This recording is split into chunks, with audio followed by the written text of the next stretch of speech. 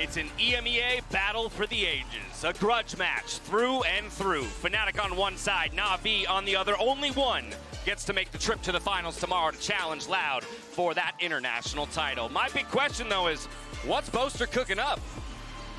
It better be something, because I think they have their work cut out for him here. Obviously, everybody here on the desk feeling like NAVI have the upper hand. Boaster himself saying, like, I didn't know what to do in this previous series. He needs to have something cooked up here to deal with this team. I counter that with this roster now being the super team. I don't think we're going to see Fnatic pulling out, you know, quirky comps or anything like that. I think they're just going to stick to their guns with what we've seen demonstrated previously here in Brazil. I think the initial game plan has to be good, but where this matchup is going to be important is when it gets to the late round, when it gets the adaptation, because in the past, that's where Boaster's calling has struggled against Angel. We're diving into the map select. I always have curiosities when neither team has yet to drop a map in this series, when neither team has really been pushed that far. How do you approach, especially as you elevate from 3 to best of 5, Hypoc? Oh, well, actually, just to quickly divert off away from this, Navi's permaban being Haven, but they're taking Icebox off the cards here for Fnatic, so maybe not liking what they've seen so far, and actually Fnatic going to open up with Haven. No surprise then. They pick that Haven if you're going to leave it open. Last year, when we saw this matchup, every time Navi would want to ego chow this Icebox, not ban it, go into that matchup. The one time they did beat Fnatic, though, they banned that map away.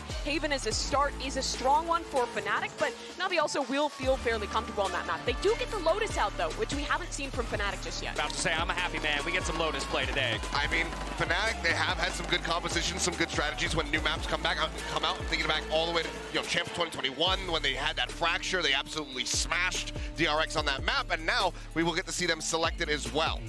Yeah, so another comfort pick for Fnatic there in Fracture. Those are the 3 maps that we're guaranteed to see. Haven, Lotus, Fracture. Split will be the response, though, if we manage to go to 4. I am interested to see Split being picked this early. I was expecting that one to be really floated deep into this veto, because Ascent is still open. And for Navi, that is normally a map that they love picking into early in series. Well, yesterday, Ascent was our decider. It will be that again if we're lucky to get all 5. Yeah, I feel like the later this goes, the more it leans in favor of Navi. So if we do see all 5 here, I feel like Ascent is almost a home run for Navi to close out this series. While I'm interested in seeing Fnatic and what they're going to do on Lotus, as well as seeing if Navi can have cleaned it up, I am a little bit concerned about this Haven, because we did see Furia pushing Fnatic to the brink. Yes, they had a really clean start, 13-6 versus Sentinels. Then they get pushed into an 18-16 overtime to have to take down Furia. They're in their map pick. I want to see if they've improved the strategies here, or if Navi, had they left this open because they think they can counter-strat. Moving right along, we're already into our prime gaming agent select to see what each of these rosters wants to bring to the table when it comes to their firepower and utility.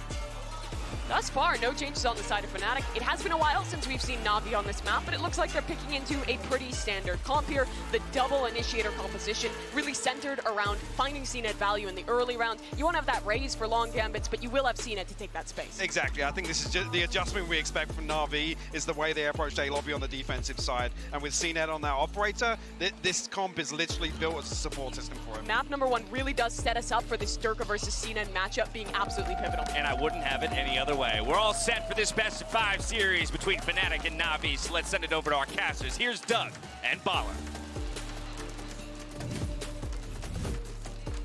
Thank you, Dash. A battle of the best from EMEA with a date against Loud on the line in a best of 5 setting. The map pool looks good. The storylines write themselves. This is what we've been waiting for as we saw these 2 teams on this same side of the bracket. Yeah, this is just going to be amazing. Both teams in raw form, 6-0 maps. They haven't dropped one up to this point, so we just couldn't wait to get started. And I also want to say, we already have a guaranteed repeat player winner for a tournament of this level, so this couldn't be more exciting to get into. Fnatic will start on the defense, Navi will start on the attack. And it seems like the attack is going to be a lean towards A early on. We've talked so much about the battle between CNET and Durka, and it is Durka who's taking first contact, and of course he drops Shao right off the bat, but the trade comes through. Immediate trade, but they've lost their smokes, and not even Heaven smoked. So it's going to be hard for them to work in this site. They're going to give a flash to CNET. He's looking for something. Oh, and he might find it! But Leo's looking for some of his own. Boaster's the first to fall. Chronicle swinging around, and it's a pinch. CNET had no options. He had nowhere to go. Only 20 HP. And it does not look good for Alpha here. He's going to show up a bit late to the party. By the time he arrives, the spike will be down, post plants will be assumed, and the round will likely be decided. Oh, unless Angel gives away his life. He is a little weak here. 77 HP. He does have a frenzy. Yeah, Sugetsu is taking damage as well. Tri-way peek here. They've got a triangle covering him. And he's darted too. Sugetsu wants it. Sad spray. So that was tough for him, though. That entire round, he was not sure whether to rotate or not. Yeah. Fnatic had flooded into site. They had canceled the smokes. But it wasn't clear whether Navi was actually going to commit, even once CNED dashed into the site. Right. So Alfier has to hold his ground over towards the seaside, and you can give him as much rope as you want. That's really tough for him to win no matter what. Classic Navi buy after winning the pistol. 3 rifles and then 2 pistols. Sugetsu with the 3-0 start too. Yeah, that's huge. His flank up short late, also super important. You think that's an A heavy lean. Dirk with the Sheriff again. He did get that 1 tap earlier on the pistol rounds. Playing around the dart. Trying to spam out under the wall. He is going to get tagged by the drone and has to back up just for now. And this is going to be interesting. Navi doesn't have the breach. They don't really have the same tools to fight for a lobby. Yeah. But they still have gone here twice, despite Chronicle being able to stun easily and set up Durka very well. You feel like you lack the same amount of go button, so to speak, without breach in the fold. Now the knife being cleared out. There's still some time for them to think through this. A massive kill out from CNED too. Just finding these early picks, and CNED getting going against Durka is super important. Both of these guys, the stars for their team, they have been playing so well. But the call from Angel to rotate back over to C after that first pick leads right into Boasters. And Alfier with the Mostly shorty. stack here. Everybody's here. There's already a kill out. He gets one, he gets the second. There's no way. There's just no way. And how do you pivot with 20 seconds on the clock? I mean, you can't. You gotta commit, you gotta go. Fnatic has won 0 eco rounds up to this point, but it's still a 3v3. Alfier looking to change the tides of that. Not able to do so, falls. 9 seconds left, there's not a lot of time here. The rifles need to come through. 2v1 here, Leo weak, and the spike down. Leo waiting patiently to pounce to see who's gonna be the first to challenge, to potentially throw a life away. Oh. And Zipan gets 3. 1 HP at the end, though. How does he survive that? I don't know. My goodness. That's the type of round that you really don't expect Navi to struggle with. They've been so solid on the anti-ecos. Dude, I thought Alfier was a little early on the swing, too. I think that rush to it actually allowed him to get that second one, too, Yeah. because everybody was so split up. I thought that range was insane to get that kill. Either way, Fnatic continue not to win any ecos, even though that one was very close. And it does kind of hurt Navi when they go for that Navi-esque buy. But they still have 4 rifles. It's just ridiculous, the staying power, no matter what happens on that eco. Yeah, it's almost guaranteed. That wasn't. As Leo gets the best of CNED. That is one of the rifles down, too. And the crazy part is Leo is what? 8-0 for first kills to first deaths, make it 9-0. That's criminal. And you can tell he's taking duels against some of the best players in the world. Yeah, he's not playing it safe, right? Like, he's being aggressive, taking those challenges. Zipan trying to take some space towards Link, not able to do so. Spike planted, and they have Util sitting right on it, too. No, there's a second molly that will deny a little bit. But there's no reflanks, no pressure from anywhere else. This is going to be a battle of spam. It is. Numbers advantage in favor of Fnatic here. Chronicle does have a flash to work with, too. Boaster's going to be on the tap. Massive kill out from Alfier and from Leo. Boaster should be able to hold this the entire way. Xiao, who had nothing but a pistol to start off the round, gets cleaned up. Prime gaming flawless. This Fnatic get on the board. Perfect round. I was a very excited fan. And it all starts with Leo taking that duel against CNED. In those situations that, again, Fnatic is the tools to be taking those fights in a lobby. And Navi has been pushing the issue every round so far. It's a major part of their game plan. We'll see if that has to change up early on in this game. So far, it's the same old story. Yep.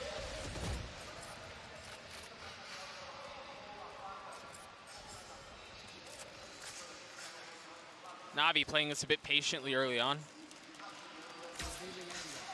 But still wanting to take some space up short. Now that dart being cleared gives you some info on where the members of NAVI are.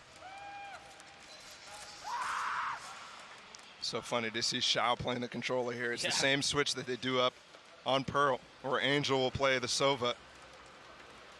Rather than Shao playing the initiator. 2 spotted there on that drone. The 3rd concealed, at least for now, but I wonder if that's enough. I wonder if that's enough of a tell. There is a pivot coming from Fnatic. Yeah, it's going to be on Alpha here, depending on which way he decides to go. The rest of the members of Fnatic are on the side. Durka down in hell, bringing CNET down with them. Still staying alive, still healthy for now as Boaster joins in on the fun. The spam through the box as Angel falls.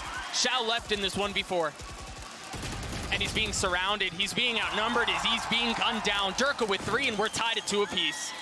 But it's also broken the economy of NAVI, which starts so strong, but ends up right now they're going to have to save Durka having a monster start. He's had a monster start on every single Haven that Fnatic has seen. The guy's just good for it, man. He's on track for one of the best tournament performances of all time, despite how many people doubt. Yeah. Up there with 10s at Reykjavik, Yay at Masters Berlin, some of the more shortened formats. Granted, this is also a shortened format, but almost 280 ACS is ridiculous. And he continues to push the pace. I like that too, smoking as if he's falling back, but just going right through. But Angel takes care of him. That's all the way down short. I thought that was through Garage, but no, that was the fight on the other side of the mat that we just moved away, because it looked like for sure they were not going to challenge. But it was Angel getting up into the pocket in a lobby with no dart coming in from Leo there. Or at least being obscured from it. That's a great angle to fight down short. And he's rewarded for a kill on the really the hottest player that we were just mentioning on the side of Fnatic. And speaking of Fnatic struggles on ecos, Navi has been dangerous on these rounds. They're gonna get a chance at another. Alphayer, he's taking a lot of damage. He's trying to take the fight. He does take care of Zipan. CNET's timing just a little late. You try to dash through the suck, and he survives. He gets out the gravity well, but they do even things up, so much damage being done on so many players. I mean, this round just feels so tense because you would think it's normally all good. But as you were saying, Navi have been so excellent in these situations. 25 seconds, they didn't even break that turret. That was the whole point that CNET was trying to challenge in the garage against Alpha earlier, so they've got all the information right now. Note here, 3v3, Fnatic have lost 2 members, but no rifles have been picked up on the side of Navi. They do not have an advantage on guns. They haven't been able to equalize the round. Alphayer takes care of 1, the 2nd served up on a silver platter, and the 4th to boot. Alphayer cleans up the round almost by himself. I would add Leo's dart there to end that round too. They're trying to wait for a smoke to come out and log so that they can maybe make a play through it. But how do you have the 15 seconds patience to wait out that dart with Alphayer backside? Oof. Dangerous, yes, but they deal with it. And it was that duel between Alphayer and CNET in Garage that I think was super pivotal to actually deny Angel's game plan entirely there. No command use instantly, and the Dark gets so much info. But they won't have stun, they won't have flashes here to actually delay this push, so this is really dangerous here. No, Durka's not here. Durka's on the other side of the map. He has an op, and Boaster somehow manages to swing around to get that kill. Leo holding things back on the side. He gets 3. Things looking very reminiscent of that first map that we saw from Fnatic against Sentinels, where no matter how dire the situation looks for Leo, for Boaster, it ends up coming out that the last player remaining on that site gets all of the spoils for Fnatic. And instantly they force them back, reset their economy, and they've called a timeout. Now Navi has to figure out how to adjust this game plan, because like I've said, it's been 5 rounds of A-lobby presence at the beginning. Yep. And that one particularly, you saw the danger of walking into that. There was the breach stun that came out, the recon dart from Leo. That tagged almost everyone. That tagged everyone. Yeah. And I wonder if Zipan is the main guy to break that dart normally, but he had to activate his ult instead. I do like the use of the ult at the beginning of the round, because a lot of times, as you get later in this Haven half, the breach, Chronicle will end up delaying his stun just a little bit more to maybe do it off of contact or set up a trap play. Oh, and not to mention, too, Durka has been aggressively taking that space down short, so you get rid of the dash if you want to isolate him specifically. 15 seconds left in this timeout. Navi throwing a pause on things for now. And this is definitely a Doom Bros timeout immediately. Because it's called during the eco rounds. And again, they have been dangerous in these rounds, but this is an overall game plan adjustment timeout.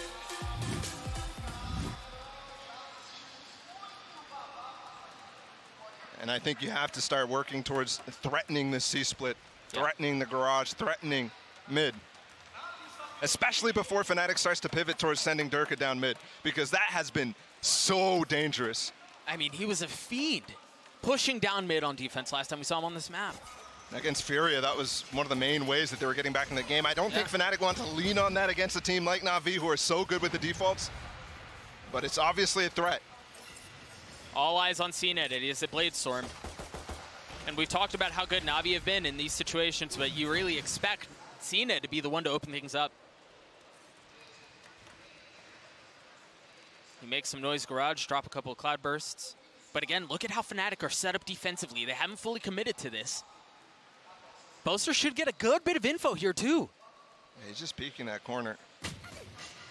One spotted. Essentially taking Durka's position from the rest because he wants to opt towards C instead. Leo is close by. The shock dart's there, but Boaster gets a kill right beforehand. Boaster with the second as well.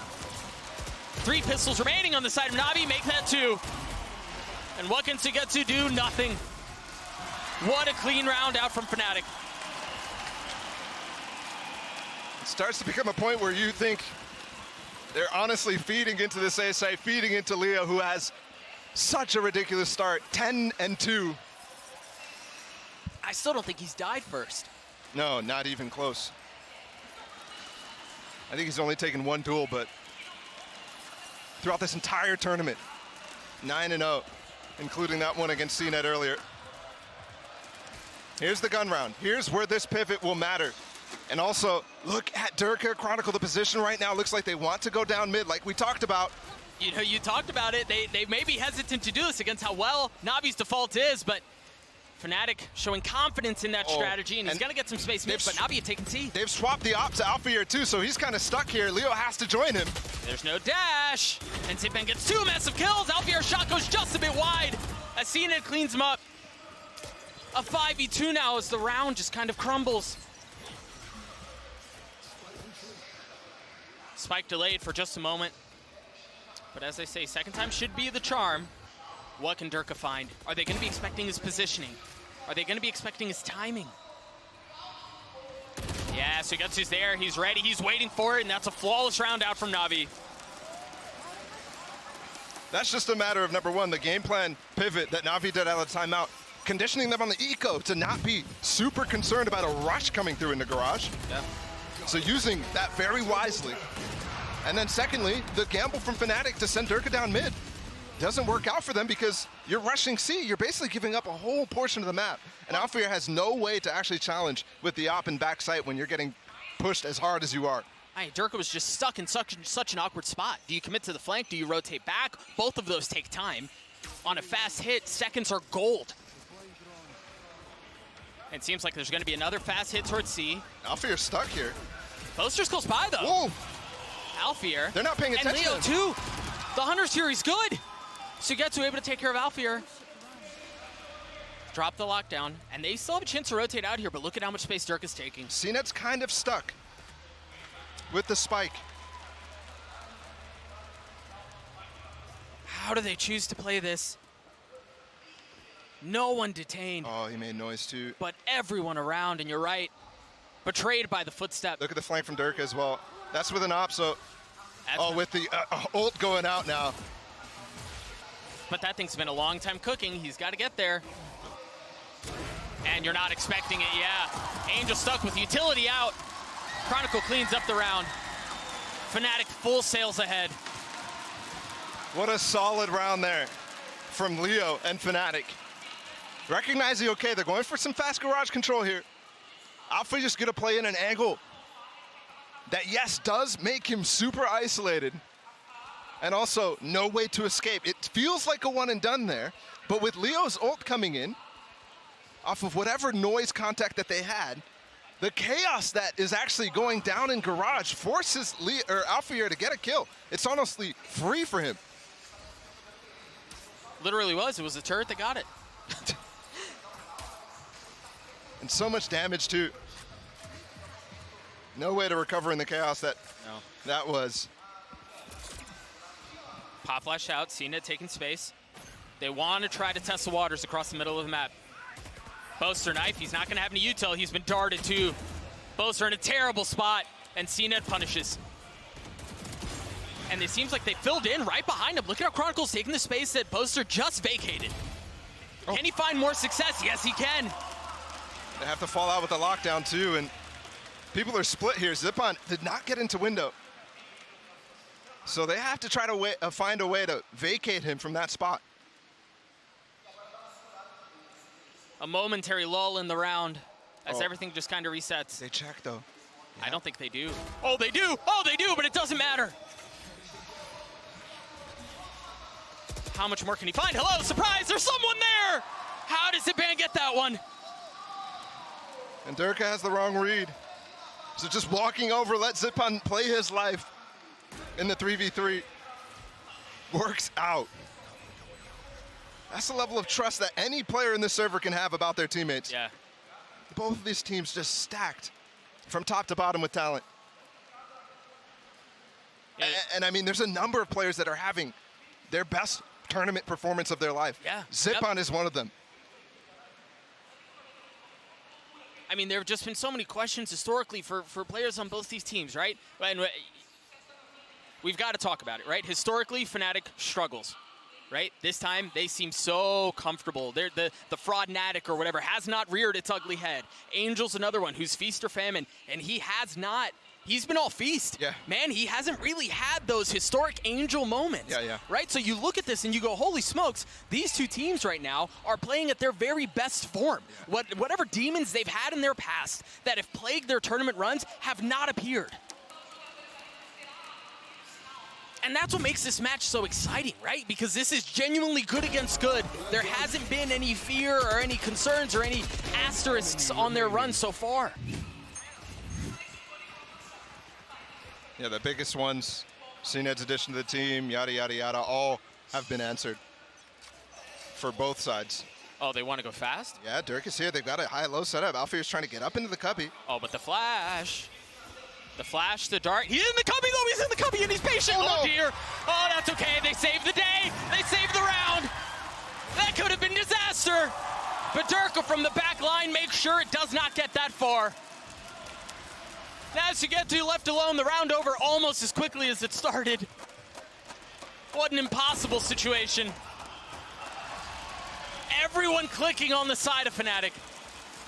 And we'll just choose to ignore Alfier's initial first stray bullets. Hey man, he got the kill. He got the kill and survived enough for Durka to get another one. That shut down the round. And maybe that one round Durka tries to go fast mid, ends up not paying off for them, but this gamble did. And I wouldn't even call this one entirely a gamble. Once Durka sets up Alfier, he can leave. Yeah, absolutely. And rotate back over towards A. Either way, incredibly solid start from Fnatic. Interesting. From Durka, from Leo. And we're gonna have a last round timeout here from Mini. Fnatic is one of these teams that can pull out a crazy strat at any point, one that they haven't shown. On defense, usually though, those are super aggressive. And obviously the one time they've gone for that, it hasn't necessarily panned out quite yet. And you have to have the right read on exactly how NAVI is playing the default. Yeah. I think if you call a timeout here, that's the type of thing that I'm definitely expecting. You know, it's funny, I saw Mini for just a few moments before the series started, and you know, you've spent time around Mini. He's generally very level, right? not super expression, generally very calm and flatline. But there was something about him when I saw him earlier today, that was just an additional level of just cold, right? He was Really? he was in his mind palace, and I think, I mean, you're seeing it pay off, and also it's just interesting to see him call a timeout here. Yeah, it's the last round of the half, so you want to make sure you secure it, but it really feels like Mini's clicking on something a little extra right now. Blade Storm used from CNED right off the bat. I wonder as well if it's just an element of mind games to play against Angel, because you know both these sides love to engage in them. Woo. Durko! He popped his knives for why? That's a huge mistake for the top fragger in the server right now, and it might give Navi a way back into this half. Look at the long play as well. They've actually pivoted so much off of this. Yeah. Angel and Zippon are contacting A right now. And they are going to rotate over. Once they realize that the site is empty and that they can really do whatever they want here, What they is are the gonna call here? rotate. Is this relying on the fact that they have the Astral Wall out from Boaster to go for a retake? Not quite sure. Either way, Plant's going to go down. They're going to scramble like ants. Zip and his ult, and there it is, queued almost instantly. The Boaster's away from this, though. He could still pop his ult. Surely you invested here. You don't have a lot of time to think this through, though. The spike has been ticking for a few seconds. That makes it think that there's not going to be any flank, but they've just broken the turret. So Sugetsu is back at it. I mean, yeah, this is so tough because Angel's close by as well. The thing is, they're drawing so much attention onto taking care of Boaster, but that's okay because the remaining members of Navi are able to clean things up on their own. Leo not able to pull off any heroics. And it's a 7-5 half for Navi. Massive round there. I mean, I'm not sure what happened with Durka popping up his knives and dying to Shao, who TP'd across, yes, to get the early angle advantage. But Durka not ready for it. Yeah, stays just a little long. I apologize. I know I said it's a 7-5 half for Navi. What I meant was Fnatic. The round goes in favor of Navi. And again, you talk about, especially on Haven, an 8-4 versus 7-5 is night and day. It's entirely different. So, yeah, excellent performance out of both teams in this opening half. In this opening best of 5, we're going to throw it to Yinsu, who's standing by with Mimi. Not Mimi from the desk, but Mimi from G2, actually. Yinsu, take it away. That is right, Doug and Bala. I've got Mimi with me. There is a world champion in the building, ladies and gentlemen. Mimi, I gotta ask you, what did you think of that first half? I think that it looks good for both teams, honestly. Like, it's winnable for both of them. So I think it's just about who really is most focused right now. Is there anyone that you're leaning towards at all? They're both EMEA. I mean, I'm leaning towards the winning team, but it seems like the crowd is more on Fnatic's side. And I think that will be very good for EMEA tomorrow. So maybe Fnatic? Maybe there will be a couple of fans tomorrow that's not supporting Loud. We'll see. You are, of course, a world champion. You won a trophy last year. I want to ask you, what's the secret? Because Loud, they look very scary right now. What do these teams need to do after today if they want to actually bring it home? Oh, that's really, really hard because obviously you need a lot of skill to beat a player like Aspas, but also you need to have so much fun and just enjoy the moment. Is Aspas, you would say, the best player in the tournament right now for you? It seems like, but in the end, it's a team game, and it's a team. You win together and you lose together. And if right now it looks like Navi are just like a pistol down, what should they be doing the second half if they want to bring this back? Shoot heads and have fun. You guys heard it from Mimi. That's what you need to do, guys. Shoot heads and have fun. Thank you very much, Mimi. Thank you. It's been an absolute pleasure. And I'm going to throw this back to Doug and Bala and see if Navi can indeed shoot heads and have fun. Absolutely love it. It takes a world champion to have insight in situations like this, but all it takes is have fun and shoot heads. I do have to point out this has been the worst attacking half that Navi has had at this tournament so far. Fnatic made them struggle in that one. They've been 80% win rate on attack, and this one, they're first below 50. And it's going to take them a lot better than what their regular defense has been like. Wild to consider. For as prolific as both of these players have been, first time they're meeting since January 2021. Boaster and Angel going head-to-head here in a battle of the minds. And again, this is Fnatic on the attacking side here. Can Navi equalize what's gone on? It's going to be a heavy lean towards A, and Zipan's going to be here. Note, There is some help, but Sugetsu's pretty far off. He's going to take the fight by himself, flashes for his own space, gets 1 kill.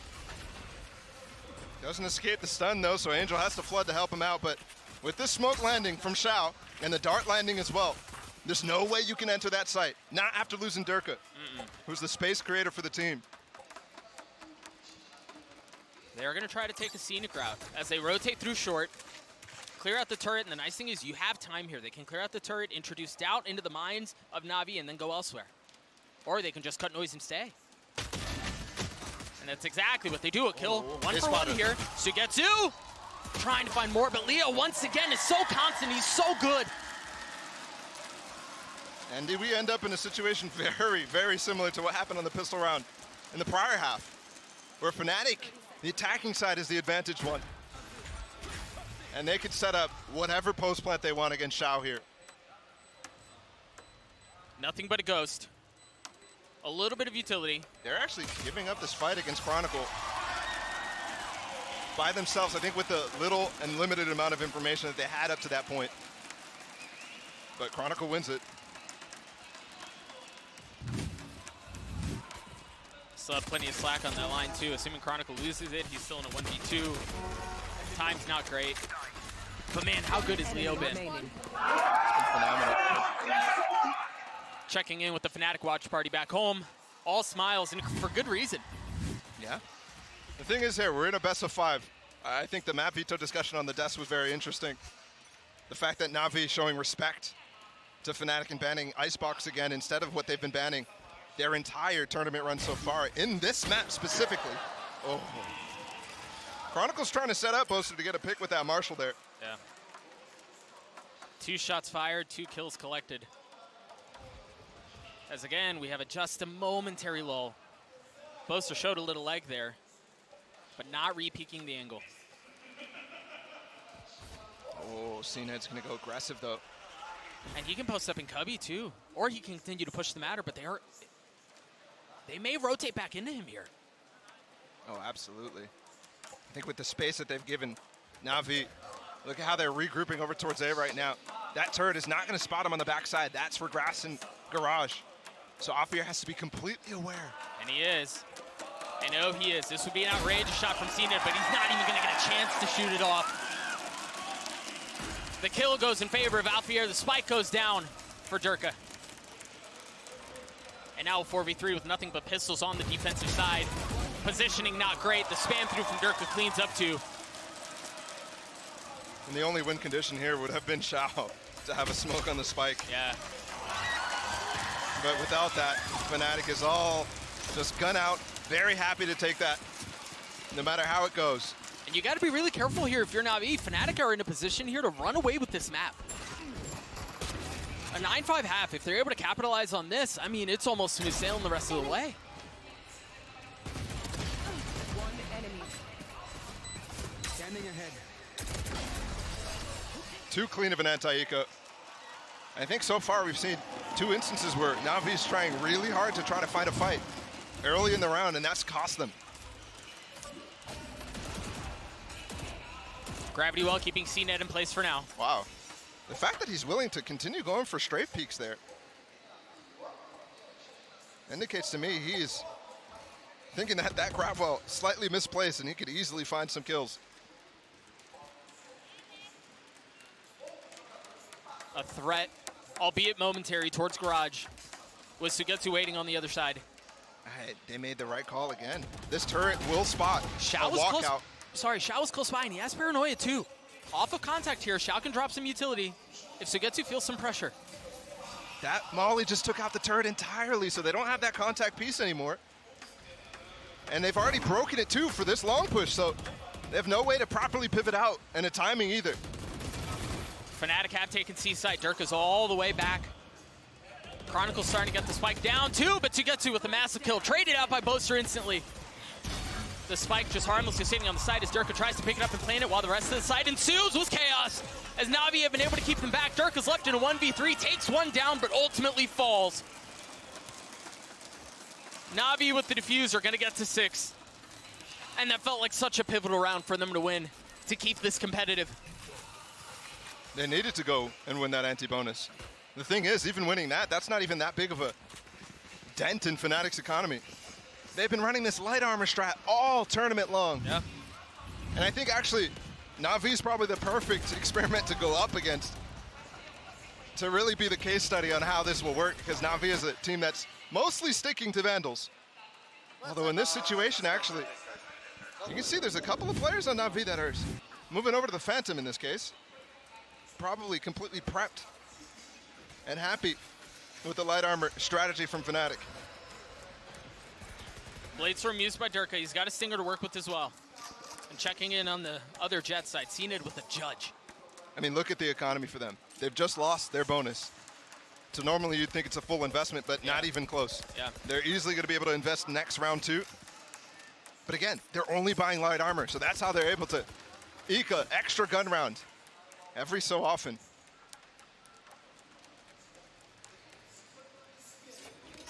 Fnatic with a lean towards A. Zipan again.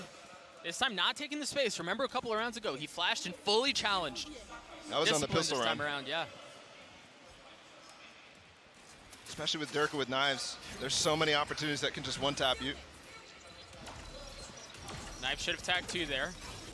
They go forward, Zenit with the Judge, having to take an up-close fight, not really having an option. But not dying there is huge. Zipan's going to be able to trade out Boaster. Who was weak, he was the recipient of that shell. Oh, Durka messed up his updraft there. He wasn't ready for the flash. Oh my gosh, Zenit gets another. Still alive, the shock dart finally drops him. But it's a 3v2 here. Oh! Zenit has found some success. He's been able to deal some damage, and now numbers equalized. 20 seconds left in the round. The spike's still not on the site. No ults to worry about here. It's just going to be the rifles. Leo with taking a huge bit of damage, but Chronicle creeping forward at just the right time. 14 seconds. He has room to work with the spike plant. Oh, but he was so weak. He's gotten it down to a 1v1. Xiao patiently waiting, choosing not to challenge the plant. Giving Chronicle a moment to take the fight, and Xiao wins it out. Navi not done yet. And of course, it's Xiao again. There's nothing more to say about this guy in the clutch. He is just so solid, and against Chronicle and Leo of all people. He played that great. I mean, the whole hold from Navi in the first place, Zenit with just a Judge, still making it work, was really good. Leo comes out with the shock dart to clean up Zenit and then gets the spam on the Angel. But then Xiao, with the 15 seconds left, isolating with the spike plant. Yep. Every single clutch of his is worthy of immense analysis and breakdown. Here's a fast push from Navi, and there's a dart as well. Durka trying to break it in the little tip of the smoke there. Or he feels protected. And there really is no solace for him. Nothing really feels like it's safe. Zipan has his ult here. And again, note, they don't have Durka. They don't have fast go out onto the C site. So it's going to be more labored. But so many ultimates used. The Rolling Thunder. Sugetsu with two. And now they're going to rotate over. The spike is left on the site. There's no one close by. Alfir and Leo just have to save. That's massive. Out of Navi, relying on Angel's ult instead to try to hold this down. I mean, it was him and then Sugetsu. But they've actually just baited out Chronicle's ult for no value. And they still have zip-ons. I mean, what the lockdown as well. There's so much here. Yeah, they've turned, again, these last couple of rounds.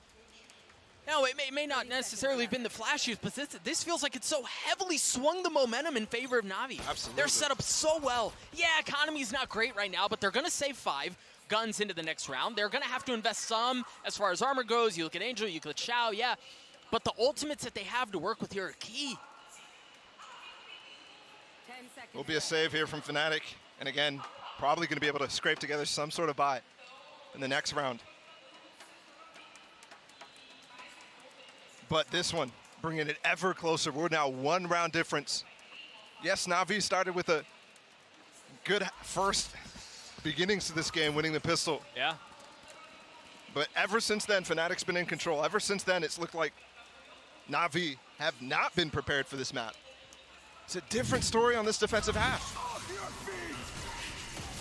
I mean, really, it was the 2 pistols, and it was, you know, to go back to the round that you and I touched on is what felt like a crucial one, a pivotal one. Since then, it's been all Navi. Just want to point out that smoke as well, top C long.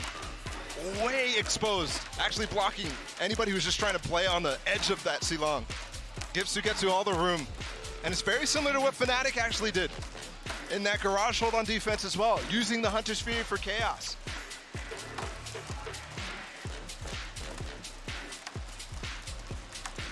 Timeout called by Fnatic here as they hang on to a 1-round lead, or at least attempt to.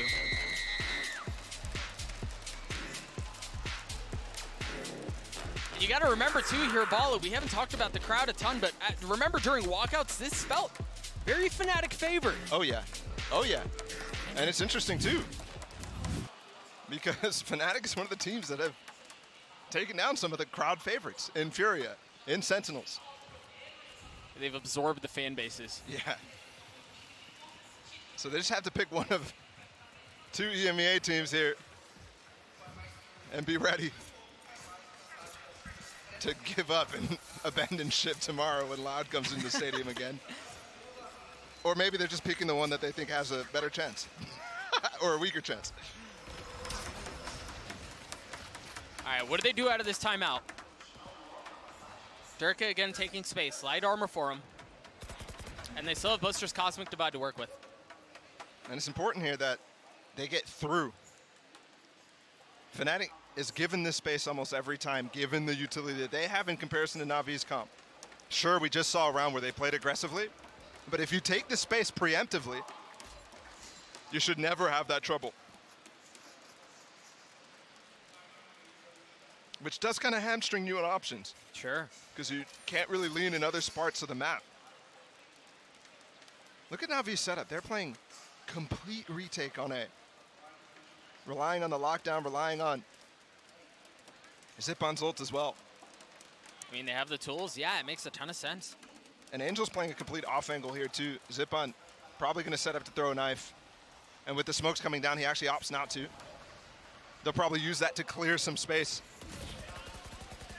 There's a knife, not getting any value. Maybe a little information, a little confirmation, but either way, that's all it is. Zipan's ult already used. They're trying to find kills on the escape here. Yeah, they're going really fast. Yeah, they are. The dart's there. Durka falls. 4v4 here, Zipan's weak. Look at how far off Fnatic are playing though.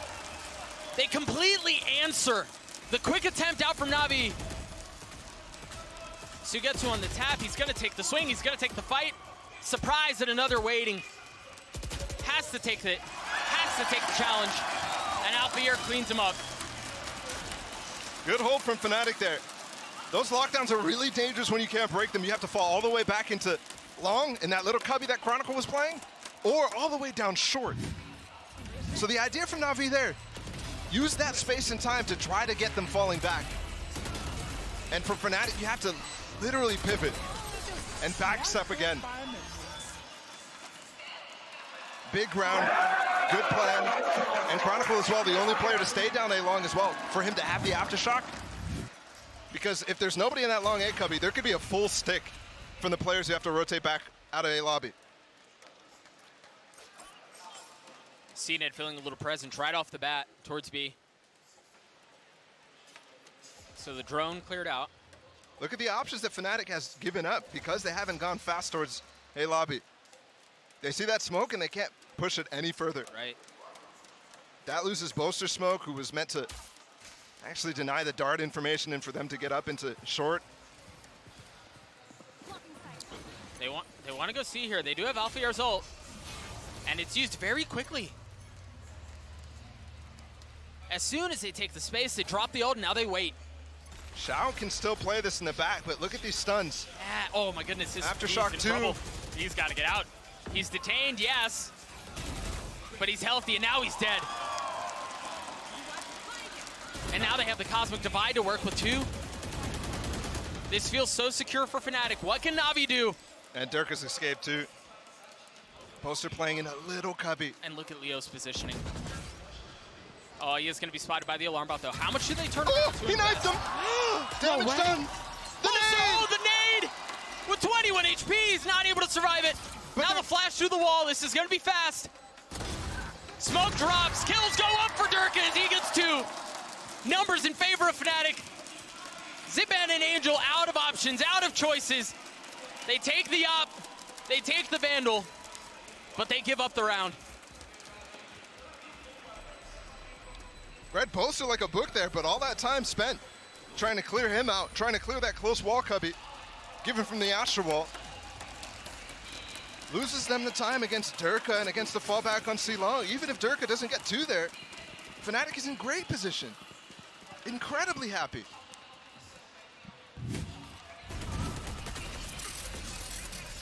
And they did such a good job flushing Xiao out. Yeah, they did. The stun. CNED went for the second too, expecting another peek.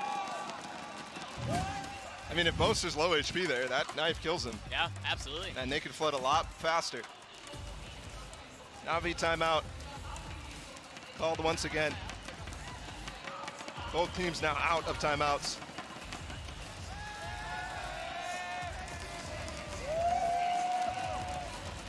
I'm still not convinced Navi has the tools to go the distance in this map. Yep.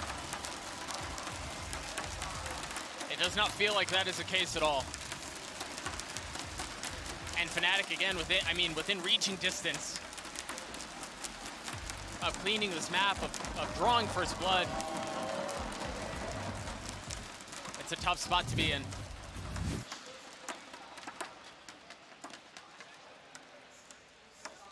Especially with the rumblings of the crowd, who clearly in Fnatic's favor, and the remnants of the rounds remaining. Navi to put together a game plan based off of what? Based off of some Blade Storm knives here out of CNET, based off of Xiao, who's actually picked up the op that they saved in the last round. Glass cannon. And sure, they've got those weapons in their hands, but everybody else playing for OT. Preserving a bye in the next round. There's so much to do in the hands of CNET and in Xiao. Angel's a rifle too, so they have some tools, but dive. This will be difficult. The vintage Durka dive, as you just mentioned, it's Boaster who's able to get the first. Yeah, CNET has to come alive here. He's got to make something happen, but the numbers continue to dwindle around him. Still the 2 weapons. Xiao finds success with the op, and Boaster goes unchecked, undetected. And now for Xiao, the mission is keep the op. Try to carry it into the next round. Oh, absolutely. Fnatic are going to have a lot of time to hunt here too, Bala. I don't know if you necessarily can. They are spread on the map, so they have a lot of information. You're right, and by process of elimination, you have to assume here, there's a very good chance you see. The question is, do they hunt? Do they try to get the weapon out of his hands? The scary part is Durka, updrafted up heaven. If Xiao gets that kill, all of a sudden it's a scramble. Yeah. So you don't really want to look for too much more here from Fnatic, but as the spike dwindles down, they will start to hunt. And you can tell it's almost like trying to lull him in a momentary moment of safety. Going down long. Oh, you've got to spot him, yeah. No damage dealt. Remember, it's glass cannon. The Molly, 54 HP. Op still alive. How does he keep it? Spam. Oh. How does he keep it? Well played from Xiao, and that's huge. CNED not only going to be able to get some armor, but also drop a weapon. That makes all the difference. They're still so far behind, though. And again, the staying power given by Fnatic's economy management and the light armor strat, working huge dividends later on in this game. It's going to be multiple buy rounds to get through here for Navi. Yeah. But they've just got to take it a round at a time. Can they get past this one? Can they make something happen out of the weapons that they've preserved? Durka not able to clean anything up at all. Xiao once again repositioning. Cleared out, the spike not committed. The paranoia's gonna buy some time. Boaster's on a mission.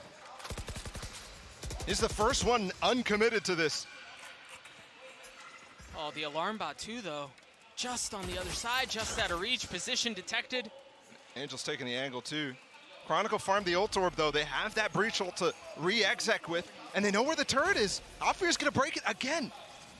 So many times they've used this molly to break whatever contact position and contact piece that Navi wants, but it misses Sugetsu! Misses both! Sugetsu finally stunned, still gets a kill onto Alfear. Still playing on logs, the dart position of Leo dropped, but Angel is too. Chronicle not able to convert anything, not in a 1v4. Fnatic's idea there is to use the breach ult to clear the back left of Seaside and use the fault line to actually cover up the gaps that it missed. But it's Sugetsu. Xiao in the backup side does get hit. But with the time Sugetsu buys, in that little lapse where he's not stunned, because he gets one kill, Xiao's able to just wait and play the rest of it with him as a crossfire.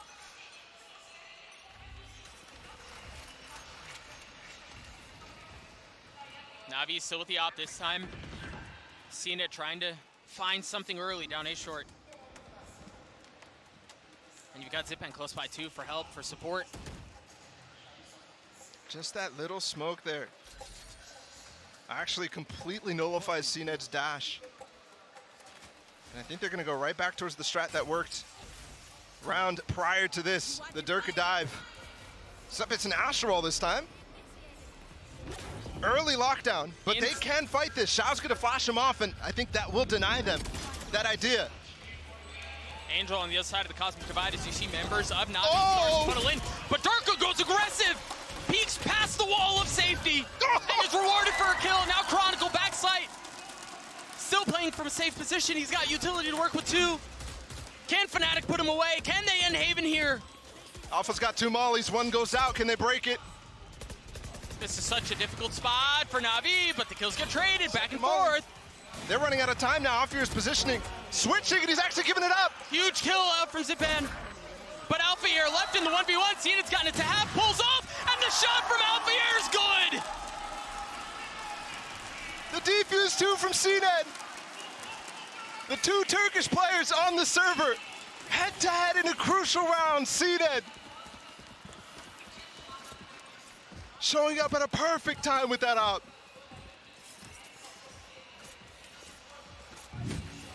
Spotted mid. What a hold. I mean, Zipan's massive, massive kills here.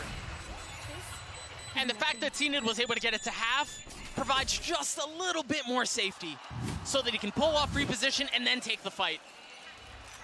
So well played. But again, really no time to think about it. A note here for Fnatic, the buy is not great. CNED going for the shotgun approach with the op. He's so far up. The prep again, I'm so impressed over and over by Sugetsu. Able to find some damage there. Oh, what a shot. CNED with the forward dash too. Could have cost him his life. Yep. A big tool from Fnatic down. That was their only Phantom. It was their only rifle. They can recover it though. The op kill gives definitely some space here, especially now that Boaster's smoked. They could walk through this towards short. They could challenge CNED again. He doesn't know about the cross. Navi doing a great job trying to isolate Alfear right now, but CNED is the bigger story. He's stuck. He's gonna give up an op if he dies. No dash. One kill will get it back. Oh, and the timing is good. Angel's shown up. Angel's arrived! And CNED lands one with the op. Can he find a second? Waiting for the challenge of short. Navi's defenses arrive at the perfect time. Now CNED already gotten 3 with the op.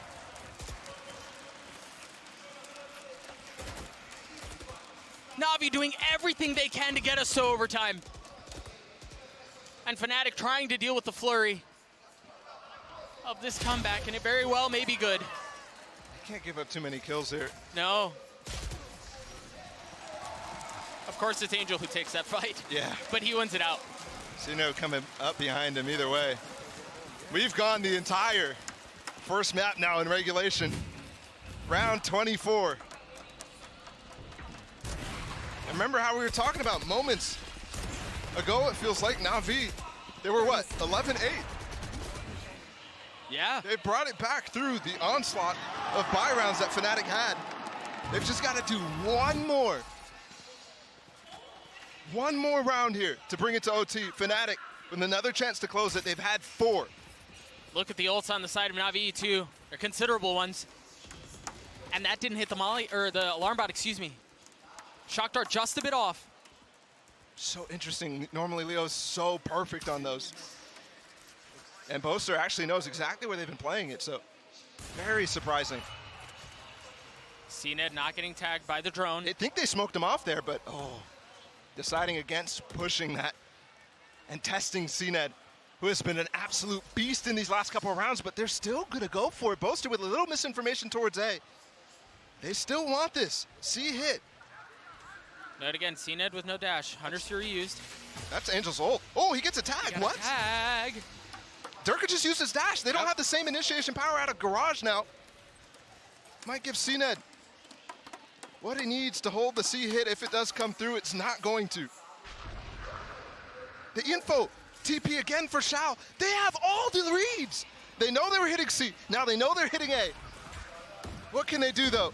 And it's an early ult used. Utility gone on the side of Fnatic. Navi have such a good read on this. And they've systematically taken all options away from Fnatic. Leo having to use the Hunter's Fury. He misses everything. Oh my gosh. Back into B, though. They weren't considering this. The fact that they could still pivot. Alarm bot. Maybe it'll take down Alpha. The fact that they've still gotten this far is outrageous. Sugetsu gets one with utility. CNED on the tap, 49 HP. He still has the op in hand, and he goes aggressive.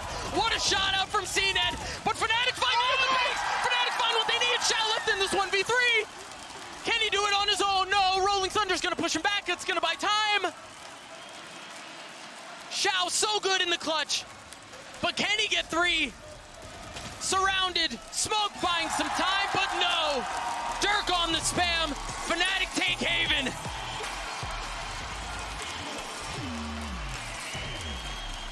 With no room to spare. Talk about stepping up to a moment. Navi had everything right on that round except for the final pivot. One mistake, and it cost them the sight. And even still, they almost had it. CNED going for that dip onto the spike. Almost netted them all the kills. Yeah, I would love to take a look at that last round again because, Molly, you hit the nail on the head. They did so well for 90% of that round, right? They stuffed the hit C, they stuffed the hit A. They took almost every single option away from Fnatic. And Fnatic convert in the chaos.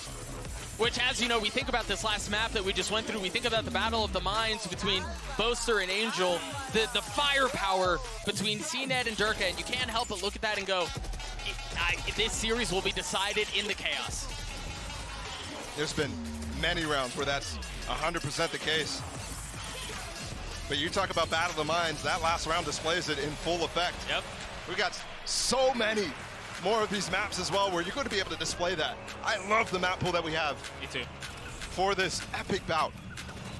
And it really feels like the IGL shine in these 3-map sites. We just had Haven. We've got Lotus just on the other side as well. So if you didn't get enough of the chess games, of the mind games, there is plenty more on the other side. Fnatic take map 1, 13-11. Lotus on the other side in this best of 5. We'll be right back.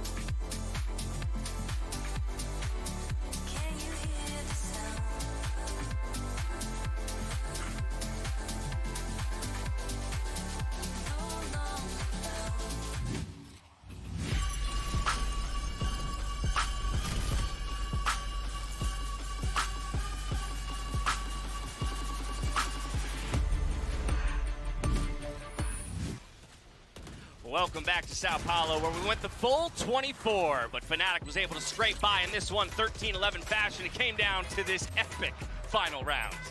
Yeah, but it was not a clean game whatsoever here. Fnatic started so incredibly strong, but it looked like Navi was going to be able to come back. And in a game where we expected it to be a battle of the wits and fantastic ideas back and forth, it really did come down to the scrap to be able to win that one out for Fnatic. So it's going to feel good to have that one in their back pocket. But Hypoc, you were saying how important it was for Fnatic to win the early maps if they want to have a shot in this series. Let's roll all the way back now in this map to kind of see how it broke down. First half, 7-5, they came away with the lead. But I'll be honest, with the way that Fnatic was playing, felt lucky that Navi even scraped 5 together. I mean, you said the way Fnatic would play. Baller hit this perfectly. This, by the numbers, was the worst attacking side we've seen from Navi. And it felt like that watching it. Discipline was out the window. The fundamentals were all over the place. The spacing on some of these dry site hits just got ripped apart. The A site anchors, even when Fnatic were kind of showing variety, switching positions up, every single person anchoring A site was being fed time and time again. And actually, Boaster coming up using 2 of those. Yeah, so many moments here where they're just trying to get these entries onto the sites. No one's just checking basic angles. Yeah. Watching as you exit out of short, that back site lurk coming through as well. Even when they're on the defending side, Cena just goes on a brief little stroll with his Bladestorm out and just gets shot in the back of the head. There's so many basic things just kind of being really messed up here from the side of Navi that made this map a hell of a lot rougher for them than it really needed to be. Yeah, and I think a lot of that did come down to the composition. They played into this one breachless, went with the KO instead as that second initiator, and it felt like they were still playing those executes as if they had the breach, as if they had the stun. We saw how invaluable that was for Fnatic on their attack half, but Navi created so many gaps in their utility, which Fnatic did a great job of exploiting, like you guys have talked about. Spoon-feeding 3Ks on the A side was Navi in the first 6 rounds of that one, but with the 7-5 first half, we get to that back half, and this is where it felt like Navi started to find a little bit of their rhythm.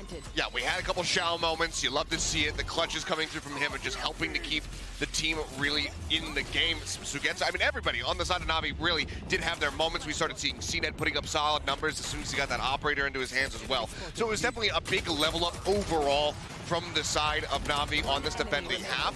But again, if they just hadn't made things as complicated, as rough for themselves on the attack, this could have been an OT. This could have been them taking the map, perhaps. Still, I think we see some of those issues with Fnatic that we were a little bit worried about coming into this, where they come into a second half after starting strong, after looking good, they kind of start to look like they're running out of ideas, lose a big streak of rounds, and only just barely hold on. It had a shocking similarity to that Icebox game versus 100 Thieves for me. Yeah, it's a scary thought when you only come away with a 2-round victory on the permaband map of your opponent. But we already have to start thinking about map number 2, and I do want to take a look at the man Shao down there in the AIM Lab shoot-around, taking a look at how he finds those headshots in those clutch moments. I mean, his accuracy is just great. We know this about Shao. Doesn't matter if he's got a Ghost in his hand, doesn't matter if he's rocking a Vandal, a Phantom. He is one of the best riflers, one of the best aimers that we just have in this tournament, and he's continuing to show that right now with this over-under number of seconds till he drops below 100%. 30? Does he make it to 30? I give it another 8 seconds. He's not going to miss a shot. Dude, if he does not, oh my goodness, that'd be nuts. And it would not appear that he did. Just barely off. Pack it up, go home. Honestly, very similar to what we did see in that second half of play, though, right? Like, it was Xiao's clutches that got them back, and it was all of these big individual moments to build for Navi, but at the last second, the individuals fall a little bit flat. Doesn't work out. Now we head to Lotus. By the skin of their teeth, Fnatic find themselves with a 1-map lead, but we hop now over to Lotus High Pockets. Navi's pick. How you feeling about it? I come back to the same thing, right? The later this goes on, the more I feel it tips in favor of Na'Vi. To come away from the permaban for Na'Vi at 13-11, I feel we haven't seen Lotus from Fnatic yet, and it's unlike them to be sandbagging and kind of avoiding something. So this is actually the one of the veto. I'm expecting to pull something out that is a little quirky, that is a little innovative, so to say, and Fnatic going back to their roots in that regard. Na'Vi, though, stylistically, I think they're a team that are well equipped to deal with these sort of curveballs. Yeah, I mean, we'll have to just wait and see. We did see Navi electing to go to Lotus all the way back versus Crew at the beginning of the Omega bracket, and that was a considerably closer game. They tried to, bring this map out. We got to see CNET over on the Rays. I'm curious to see if we see it again, because that was a 13-10 victory, so Navi will need to have cleaned up that map. What does Fnatic have cooking up here in the Prime Gaming Agent Select? That's the big question we have on our mind. I see a Fade in the mix. Do we get a Fade Raze composition with Durka? Is that what they're heading towards here? That has been the solution for Na'Vi in the past, which has looked pretty good, especially with Angel playing on this Omen, taking so much space for them on their attack. And it's close to Mirror, but it's going to be this Viper instead for Fnatic, going for a double smoke comp. And also, no Omen, which feels very strange for this map with how powerful the teleport and Paranoia can be. It does, and actually, with the amount of time Chronicle's been spending on Breach, it's interesting to see Lotus is where we're going to see him actually flex away from that, because he's looked fantastic on it. I mean, it is going to be interesting to see. I mean, Boaster, he's on a comfort pick in the Astra, as you just mentioned. We've got two differences in the Agent Select. We don't have a ton of data on Fnatic, so we'll see if they've got creative strats to follow the creative picks as we head back to our casters, Doug and Paula, for the call. Haven in the books, Lotus on the menu, and again, this three-side nature of this map should provide for some really exciting moments as we think about this head-to-head battle of the minds. Yeah, and I think Kilios touched on the Crew game for Na'Vi. It definitely felt like they needed to fix some things moving forward, so hopefully they've patched up the mistakes and setups that they've gone through, because Fnatic, you know how well prepped they come out on every single map, but the thing is, we just haven't seen it yet. It's been floated over and over and over for them with the permaban of Pearl, but nobody's got it just quite yet. And it actually feels a little bit more like an NA comp here from Fnatic than what we've seen from the EU teams, who have been absolutely stellar on this map so far. Fnatic starting on the attacking side. And you've already got CNET holding this aggressive angle towards mid. And it seems like that's where they're going to go.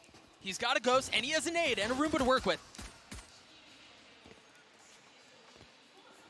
I think one of the interesting things in the prior Lotus game for Na'Vi was they went up into a completely unorthodox comp with a Neon Raze. And Crew was so aggressive with it. Here, I think they're going to be much more practiced against this sort of style, given how much we saw it from teams like NRG throughout this tournament. Sugetsu up against it. He has a molly on the door, but they're going through the other side. There's 3 players here from Na'Vi. They also have a bunch of utility to work with here. Sugetsu has gone undetected. Oh, he's only able to deal damage. He's not able to get a single kill. Fnatic just roll over Na'Vi. My goodness, they might do this in flawless fashion. A number of those look like they should have been kills for Na'Vi, but especially those Boaster ones. The guy was a fiend on Haven. And here he goes again. Chronicle with a lurk. He wasn't even in that site hit entirely. And you might think unorthodox pick here from Chronicle, but we have seen the Viper from him prior. All the way back in 2021, sure. But he was a monster on split on this agent back in the day.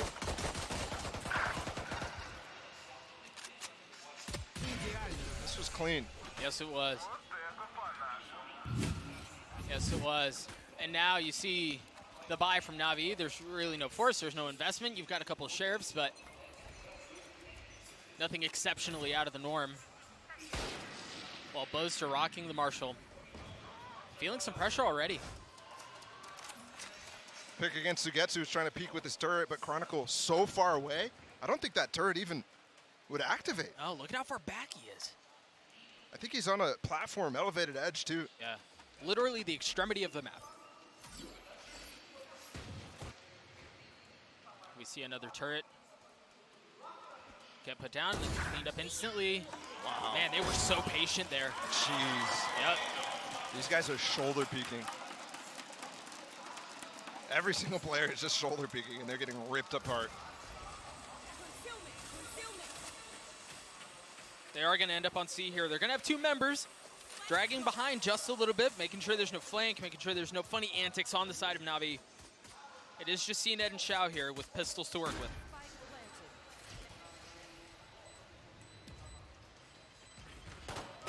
I mean, surely you expect this round to be a done deal. Yep.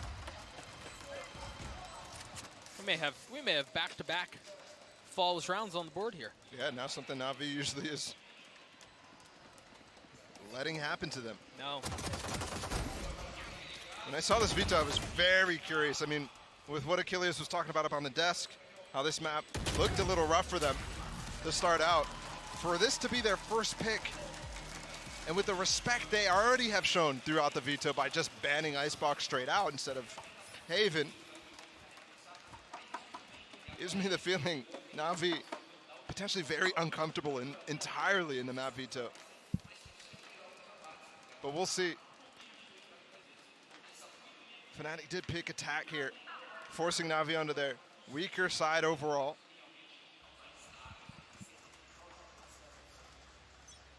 And it's a different wall for Chronicle, cutting off the cross angle and also the breakable door. We'll start to see some of these mind games played because you've got pressure on both sides. You've got the Viper wall you're just alluding to, then you just have the Haunt coming through C. So Fnatic testing the waters everywhere early on.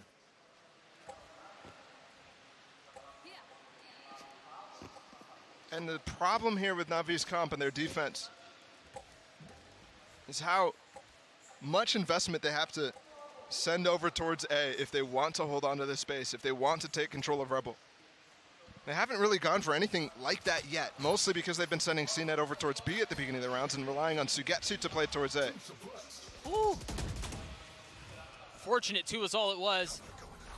You saw him scatter as soon as the knife hit. Now with 45 seconds left, the possibility of rotation starts to dwindle, but it's not out of the equation yet. And they've controlled this A orb, giving Durka his ults. That's definitely some way they can pivot into this and provide maximum pressure on Zippon and Sugetsu. I'm looking at Zippon, he's playing all the way back in the drop down. He could flash for Sugetsu here, but they're pivoting towards B this split. What can Xiao do? Nothing at all. Oh. Huge kill out from Durka. Now with 12 seconds left, I was concerned they were burning the clock too much, but they arrive at just the right time. And he could follow up this with an ult too. He could completely zone them out. Every single player's up here in heaven. There it is. He doesn't even have to commit. He shoots it, seeing the knife in his face, and it doesn't land. But it does buy time, it does buy space. Spike ticking away as Alfier gets dropped. Chronicle puts the wall back up. They're going to take decay. Durka's got to go big here. Oh, the flash misses! Durka with 3 on the round! What a play out from Durka. What a play out of their star. And what a round out from Fnatic. It's domination from Durka. Every single time he takes a duel, he's winning it in these first 3. That is just ridiculous. Not only his first shot onto Xiao, I mean, just ridiculous. He jumps up on top, finds a little headshot angle, and then shuts down the pivot. I mean, that was all Durka. The entire round, they're focused on him. Yeah. It's an early timeout again from Navi, even earlier than Haven. I mean, Durka's 7-1 right now. And again, you think about little things like that flash. That flash is a little more shallow. Durka doesn't get 2 there potentially. Yeah. And then what? I mean, and then they're still scrambling through. Yeah. I mean, huge kills, but honestly, he might have already done enough. Even with Alpha falling outside of A. Full focus from Angel too, just fully listening. Doombros doing most of the talking in this timeout.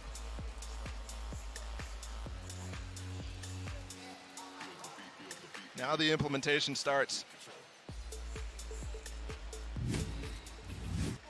Balla, given the map pool and given how Fnatic have looked, how concerned are you if Fnatic take this map as well?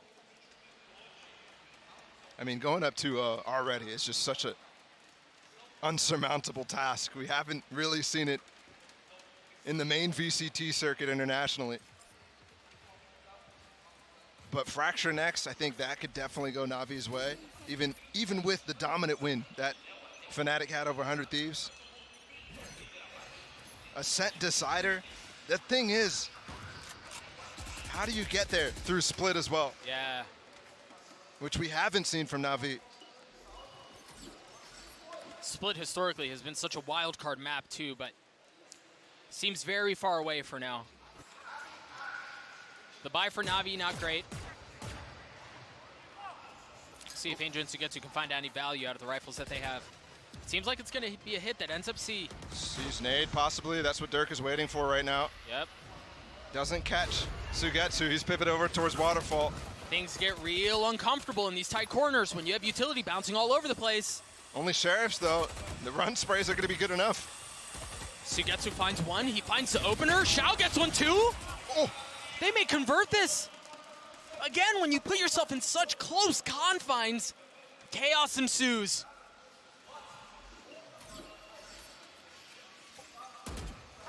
And they throw the brakes on the round. Now Alfie getting the spike down.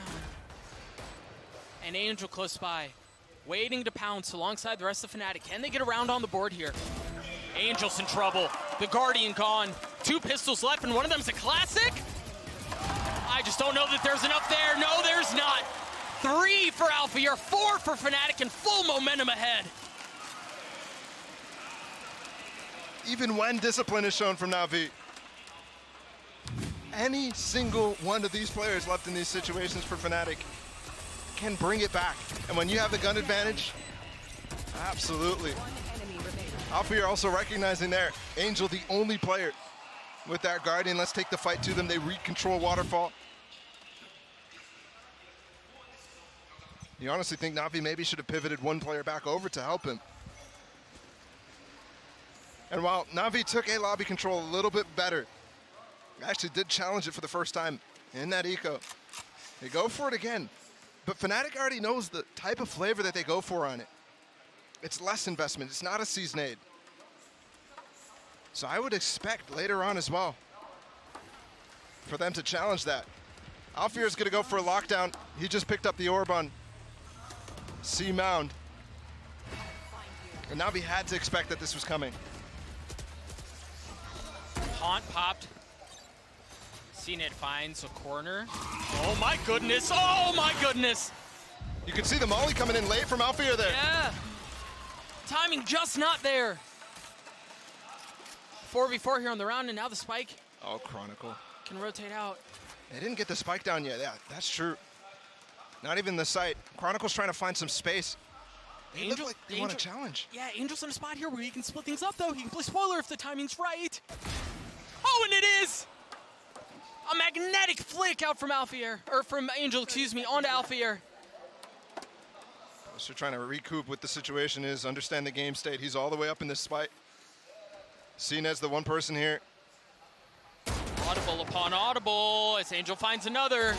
15 seconds left, the spike rotating its way back to C. Yeah, Boaster's found some time. He's found some space. Leo might have to toss the spike up to him.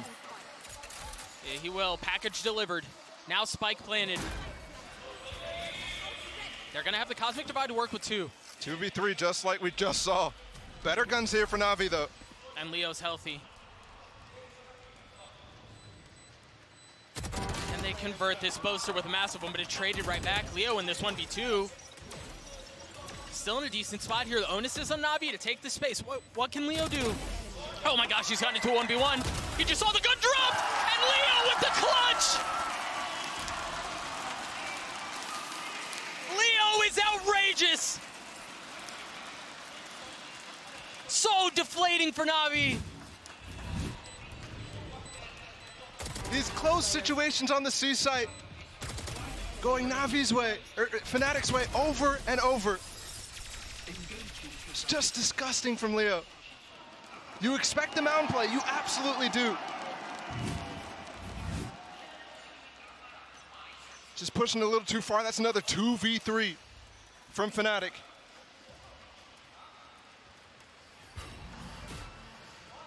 And Angel, third round in a row with the Guardian here. He has been the guy who's been making these rounds close. But there just hasn't been any cigar yet. I mean, to find yourself down 5-0 early, and yeah, you can make the conversation around Lotus feeling a little attack-sided, but there have been some real close rounds, map aside, that really probably should have gone Navi's way, and they just haven't. Alfie are towing with death there. It's a delicate dance, but he walks away with the kill. That's what I was talking about as well. Alpha can just sit still and take these little fights. Fnatic can even engage in dueling with Zipon, dueling with Angel. The players who are mostly taking this A lobby control. Because they can't really invest so much into it. What is Angel up to? He's got the ult. Waiting just on the other side of the door. Spam out from Xiao, not getting anything yet. Ult cleared out. Do they commit to B? Seems very likely that they do. Durka playing just on the other side of the smoke. Alfear with a massive kill on Angel. Durka gets one too. 10 seconds left on the round. 5v2 in favor of Fnatic. And yeah, CNET is ult, but I just don't know that you can really convert that into much more. No. Another round in favor of Fnatic. Ball, this has been a slaughter. This is absolutely not what you expect when you watch Navi throughout this tournament. They have looked like the most clean team and potentially the best. But here's Fnatic. Here's these players who we know the caliber of this team. And they're just completely stomping whatever ideas Navi have. I don't even know what Angel was cooking there. He TP'd over towards A, canceled it immediately. To me, looking like he's misreading, even though his reads on Haven were quite good. But there's certain things that Hypoc was touching on in the desk when in between maps. It's just not as coordinated. The Doors Molly open. Just bounced off the alarm bot. They've actually denied every possible hit here. CNET landing one with the op. In the face of the Nightfall, Durka deafened, aggressive, goes, gets the kill. Can Angel find any timing? Can Angel find any space? The spike's out. They're gonna rotate away. And the thing is, they're gonna rotate right into Angel. Again, he has kept these rounds close. Can he do it again? Durka has a spike here. And he's by himself with 44 HP. Running the good old send everybody spread. In the man disadvantaged situations, they'll come back to Durka late. Alfear's gonna completely send on this side. Oh, I can't clear this. Alfear? There's no chance. Not by himself, that's way too difficult. And yeah, that's gonna buy some space for the spike to potentially go down C, but the truth is, Navi have so many numbers that Angel didn't have to go very far. He's still here. That could have secured the round. Leo has to rotate so far over to get the spike and then still get it planted. I just don't know if there's enough time here, Bala. Yeah, he's just going for picks at this point. Money's well in their favor.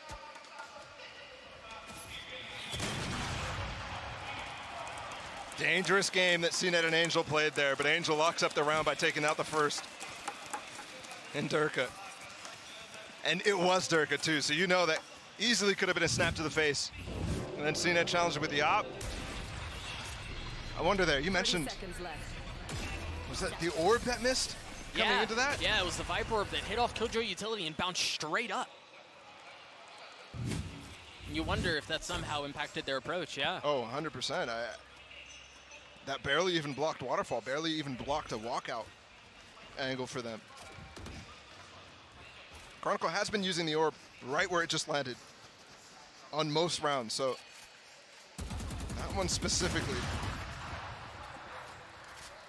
hurts a lot, and that one hurts too. CNED down to 30 HP with barely any information. He's playing on top of the box. Still has the op, and it looks like he's going to be able to dodge the utility. I don't think he got hit by that nodfall, so he's going to have some room to work with. He still lands the shots on Durka, though, as Navi with a big numbers advantage. The rotations are starting to come through as they try to storm the gates out onto the site. He's directly under him. Oh, alpha shots go a little wide. CNED feeling the pressure, understanding where the threat is. The Molly creating space for just a moment. Note the spike is still not up. What can Alpha Air do in a 1v5? Yeah, I mean, he's on the opposite side of the map. There's a line drawn by Navi protecting the spike. And when you're outnumbered like this, you're praying for a miracle.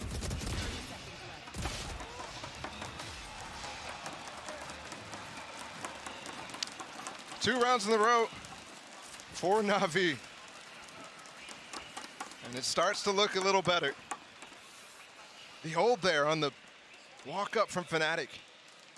That Viper wall, Viper orb, looks very Bind-esque in the way that you can threaten the lurks and take the space.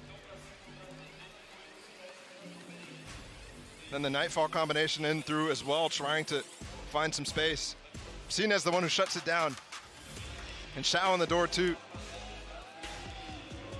He's not playing Jet, but he's still opping. So let's see if we can get a fiery start to bring Navi back in this game, because up to this point it has looked absolutely brutal. And the alarming thing to think of is that if it really was that Viper orb that really caused fits into the round, that was the first round that Navi won. So you wonder if that goes the way that they wanted, we could be looking at an 8-0.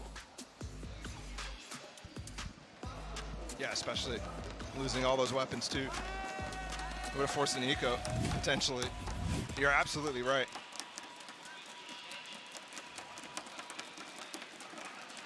So many tools, so many ults right now up for the players on both sides. The pit, that really hasn't come into a factor quite yet for Chronicle. It's up this round. Durka and Alfia have some space-taking tools too. You've got to be challenging it. You've got to be trying to deny a spike plan if you're Navi. Angel once again in an aggressive spot, and he can't clear out the haunt. He couldn't clear out the haunt. He was in a smoke form. Angel had no options. He was just a sitting duck. And they've taken the space out onto the site. They may not even need to invest the pit here. Oh, but Boaster's actually going the long way around here. Sort of through the waterfall path, so CNED might be able to get him before he crosses. They're going to smoke him off, though. Shao is here to help, too. So they have some numbers. Denying the plant with the satchel. Yep. And now the Roomba. Again. He is persistent. You got to give him that. Spike planted to get 2 down. And Shao tanking the Molly damage. Gets a kill onto Durka. 4v2 here, and again, the question is, does Chronicle drop the pit? Does he invest it, or can he continue to snowball this lead? And yes, he does. He drops it, but I think he really did not want to. Yeah, you can tell there was hesitation. I mean, they also had Alfear's ult to hold on to that as well. We just saw Leo actually peeking through the top of that pit. So there's some nerdy stuff going on with that. We'll have to keep an eye. I don't know if Chronicle will be able to pick it back up. Alfear, he spots CNED. He's going for the jugular. Up, dropped! Can he find anything else? Shao trying to tuck, trying to stay alive, and the timing is just not great for Alfear. He should be able to pick up the op. But we have to go back to the beginning of that round. I don't know what the heck is happening on that mound. Angel has been so good at breaking that haunt by himself normally. Something went wrong there. Because Zippon was close with him. Maybe expected Zippon to be breaking it for him. He could throw up the one-way. Yeah, he just didn't have an angle. Wow. Yeah, he's doing too much against 3 who are pushing him. Yep. And well done by Fnatic to pounce on that.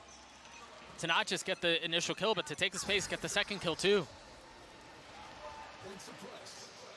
Navi, no real time to think about it as they're hopping into the next round. Durka has a showstopper to work with.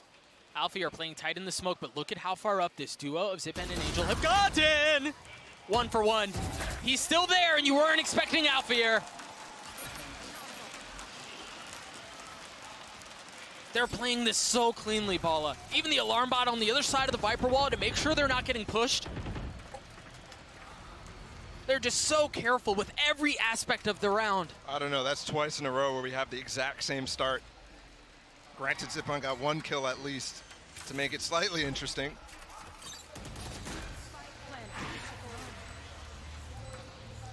Siege tries to keep him there. Maybe the lockdown will actually keep Boaster in, and it does. He falls. Oh, Shao. The sight Venn diagram Shao is the first one passes. Mistake. Second one will lock down Shao. No, it's 2. And Sugetsu, yeah. But you've got CNED close by. So they should be safe, but are you expecting somebody right below you? He's going aggressive. Alfier finds the shots onto Shao. 3v2 here in favor of Fnatic. Numbers advantage once again, key. What can CNED do? Nothing. I mean, NAVI cannot do anything.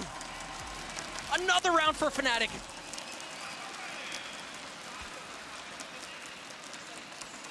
We are zooming to another really poor half here from NAVI. Especially in comparison to what you normally would expect from them. The first map on Lotus for them was 9-3. They came back from that. But against Fnatic, there's no chance that even their maximum here, 4 rounds, is even close to enough.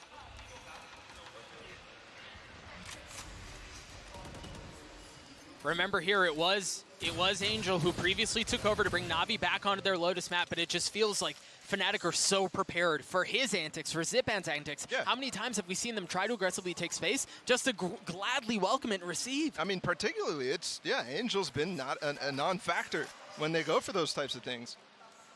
Sometimes he gets the space, but there's a start. Sugetsu on Alfier. That opens up the flank. That opens up the threats here for Fnatic that they have to consider. Boaster grabbing the orb, grabbing the Cosmic Divide, but the knife tagged all 4. Don't forget Durka, if he ults, he gets canceled from Zipan. The paranoia is going to delay things for just a moment. Look how far off Boaster is, waiting for the flank, and the spike's going to follow shortly thereafter. I think they're going to try to rotate out here. The classic has been to fake footsteps away from Fnatic and recommit. Flash on the Prowler, and there's the ult. Not using it to counter the ult, but it is going to be used to buy some time. Leo through, and I don't know if they know that that's the case. Jump peeking every single corner, and Angel. It's a really good smoke for him. Yes, it is. Finding comfort It's in the gonna confines fade. of the smoke, and he has way too many targets, and he can't land a single shot. The Sheriff just not good there. Oh! Sugetsu has gotten 3 on the round. Spike planted 2v2 here, and Sugetsu has a rifle. He had a rifle. There's just nothing going their way, man. There's nothing going Navi's way.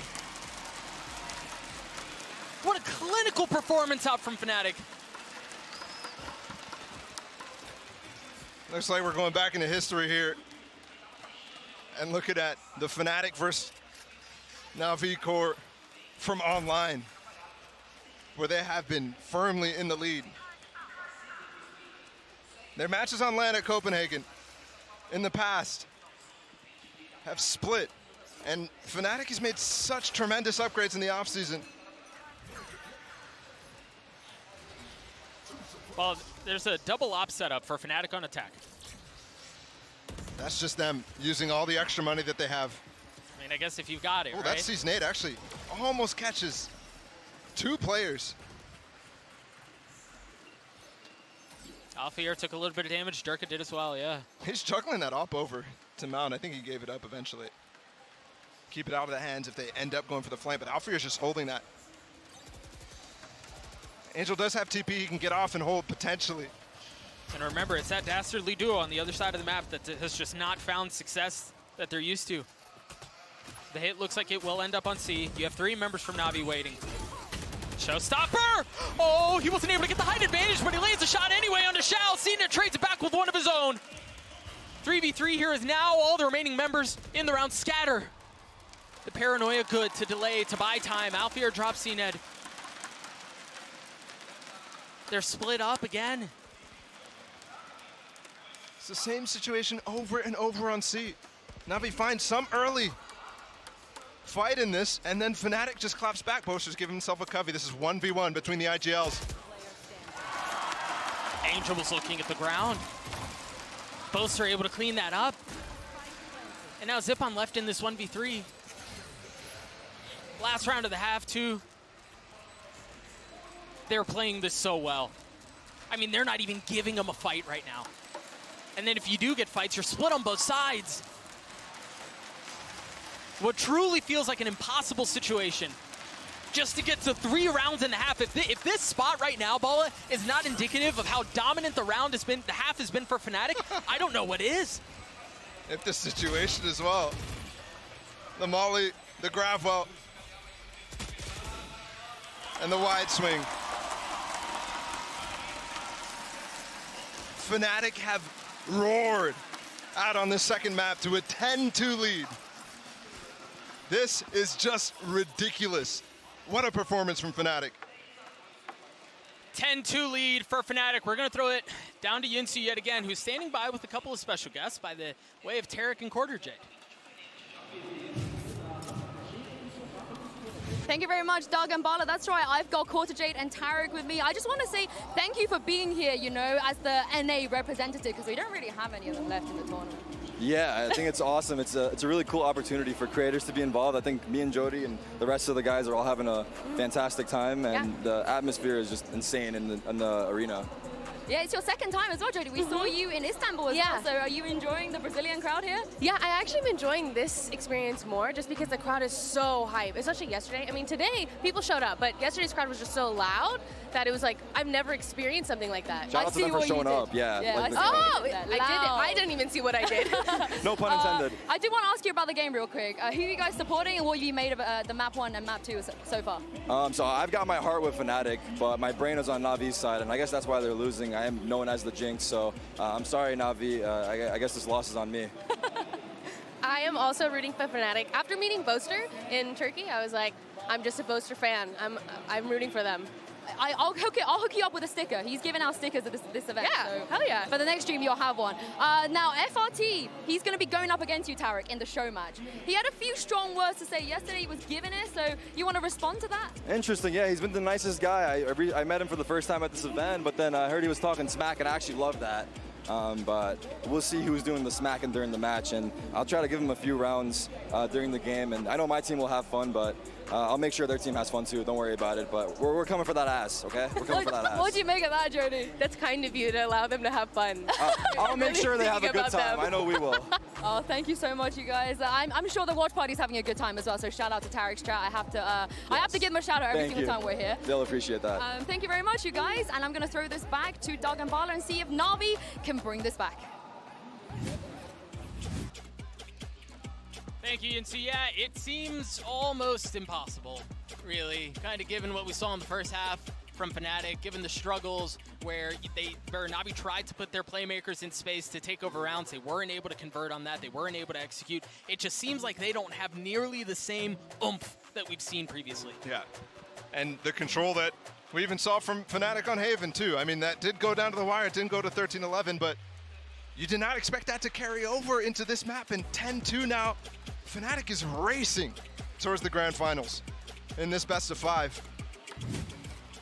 No matter what, not over yet, not over on this map, not over in this series. Navi came back from a 9-3 against Crew. But what a different team this Fnatic is. Yeah. I mean, honestly, you really can't even make the comparison, right? Fnatic just looks so drilled. They look so complete right now, making very few, if any, mistakes that we've seen. And yeah, Navi may be really good on the attacking half historically on Lotus, but how do you surmount a 10-2 deficit? Yeah, and that stat completely skewed. We've only seen it one time for them.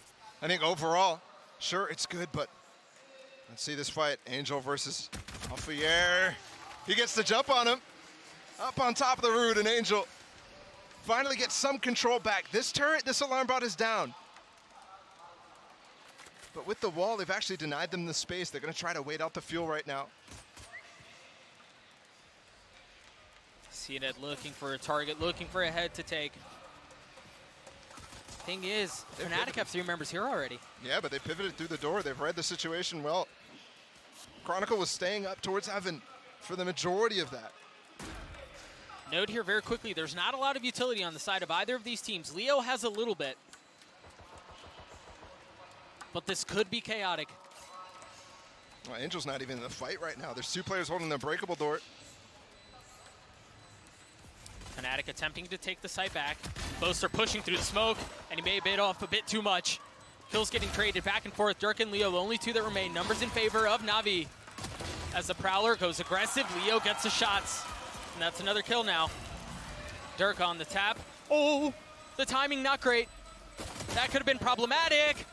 It could be very problematic. Dirk has to stick it. He has to hold it.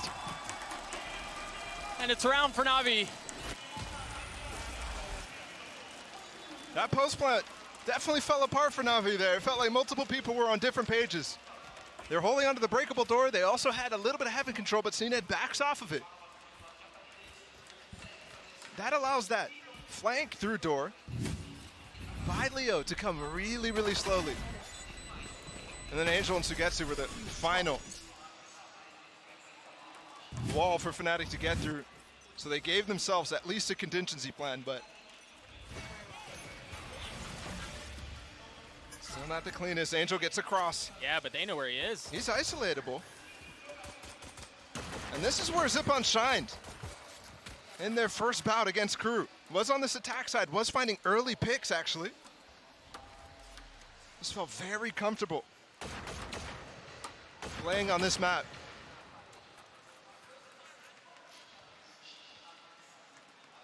Two shorties on the side of Fnatic in the hands of Boaster and Alfier. And they are a bit spread here as they try to control the opposite sides of the map.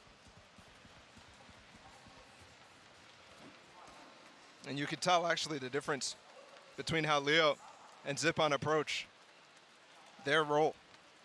Both play very similar roles. Leo was 8-0, first kills and first death, but Zippon very good in the ratio, but taking a lot more. Yeah. Boaster playing in the smoke, trying to find some value with the shorty. Still safe for now, the spam not landing. He's jumping into the volley. He's expecting a kill there, and he gets one. The Phantom. 22 HP, he's been able to upgrade a weapon, and he goes for more. But Zippon able to clean him up.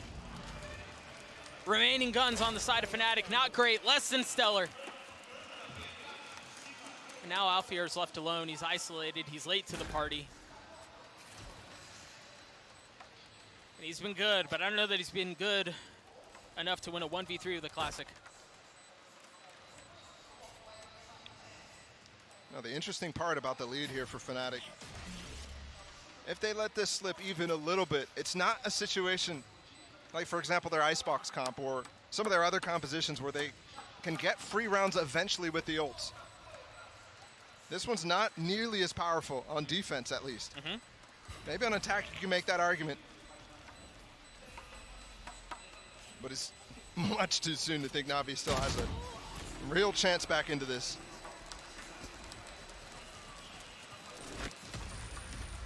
Clean couple of rounds out from Navi. See, I mean, they still have Zippon with the Guardian, so their money seems like it's going to be rolling very well for the next couple of rounds. Enemy remaining. I mean, thank goodness for Navi that Phantom that Boaster picked up only had 1 bullet, because I think that made him get a little panicky. Yep. If it had more than that, he had all the room to play with the time. They're going to go for C's nade against Angel, who TP'd across in the prior round. And catch him preemptively. Switch up to the Haunt.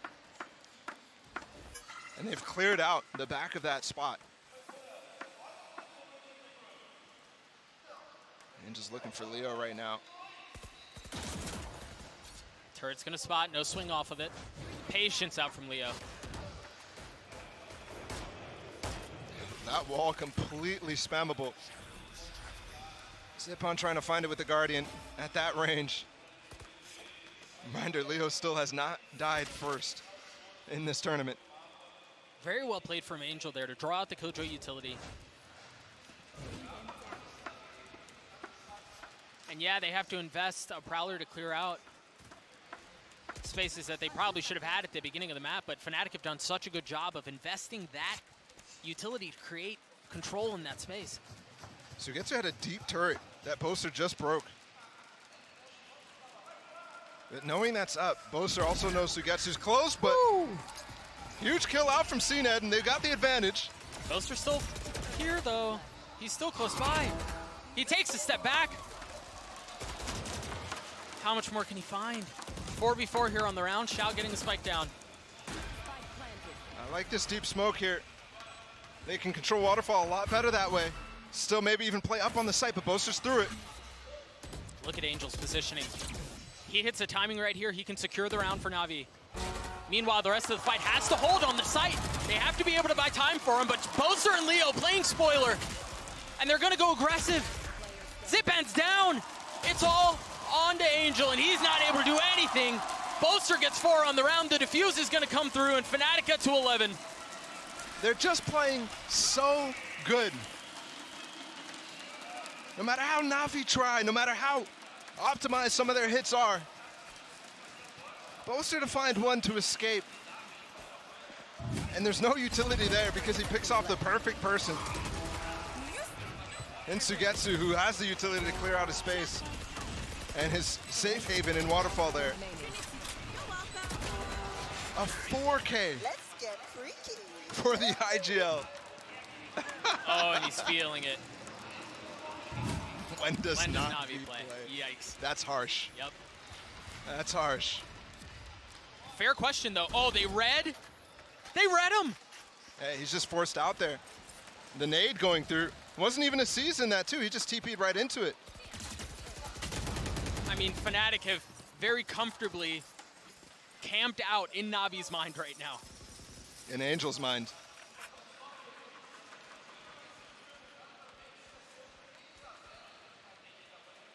I mean, there's nothing that's working. Fnatic have been so dominant. Ooh, this wall is kind of hindering Alpha here. He's got the turret watching anybody walking out of B, but he wanted to take the fights here. Little utility maybe headed his way. Oh, the nade just coming late, a little delayed, yeah. He has the wall to back off of and no line of sight to those pellets. CNED spotted. Position betrayed, but Durka lands the shots. Now, how much more can he find? It's Zipan on the challenge. The swing is there, and Durka's glad to receive, but it's traded right back. Fnatic again with the numbers advantage, with map control. Oh. It's desperate, this lockdown. It's absolutely desperate. You expect him to be falling off. He tries to get through the Cosmic Divide with only 15 seconds left.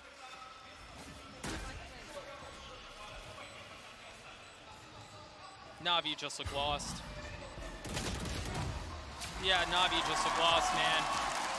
Yes, there's no magic there. They haven't been able to convert on many of these clutches, but the truth is they're finding themselves in these 1vx's late in rounds regardless. So you're setting yourself up for that 20 seconds prior to those tense moments. And if you find yourself in that repeatedly, you're asking for a lot. I mean, what can you do when your IGL and Smokes player dies first?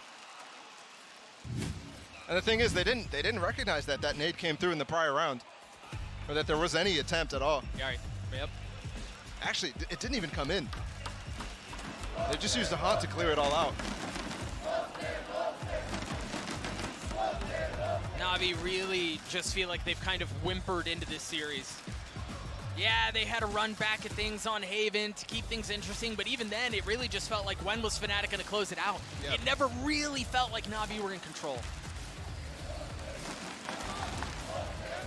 And look, we've got a final timeout here for Navi, and yes, they're going to make a run at things here. They're going to try to make a run at things, I should say. But more importantly, they've got to get their mind right to try to go for a reverse sweep, and they've done it before. This team has done it before in other situations, not on a global stage, not on LAN. In the offseason, they had one. And in an open qualifier, they had one. So, like, you think, okay, maybe maybe.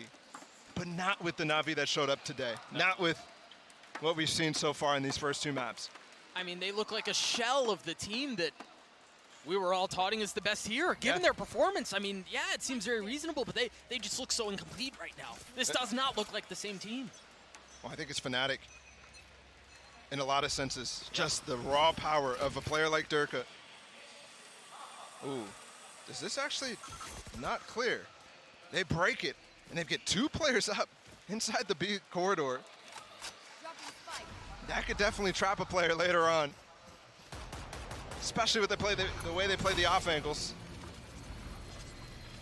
Just complete denial on the door, but important for them to actually break that and bait out that alarm, or the nanoswarm there from Alfier. He still has some utility to keep him safe, to keep A secured. But you're right, that's one big step down. Poor Alfier, he's getting everything thrown his way. Can he hold them back again? He can! Yeah, but the Nightfall there actually denies. Durka popped his ult. They're just faking there. And Alfier didn't have the info, but he still gets a kill. Chronicle, now the one to have to hold them back on C. It's Angel again who falls too, so they don't really have any space to play in this post plant. They're gonna have to play aggressive here. And Zippon has no flashes to make that happen. They're going into Boaster. Hasn't worked before, but can it work now? Durka falls first. They're not expecting Boaster here. Oh, he swings around the turret. Oh. Chronicle with 2 massive ones. He drops down and he gets a 3rd! Unreal performance. Individually, they seem immaculate. As a team, it seems like they can do no wrong.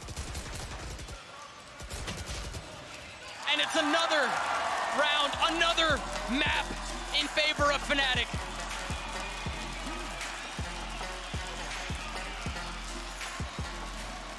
Boaster immediately up on his feet,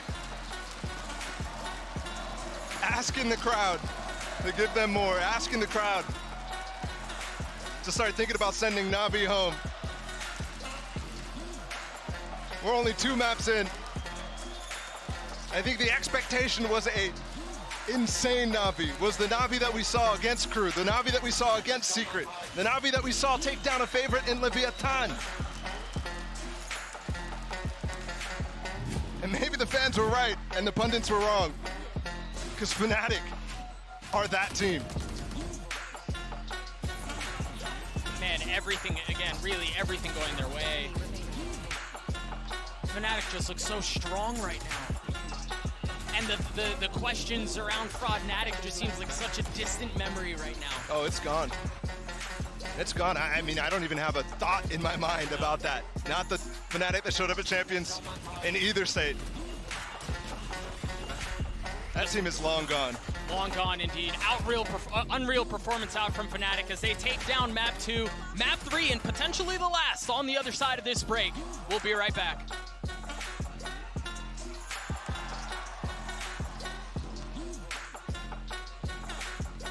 Dude, they're just getting clapped. Yep.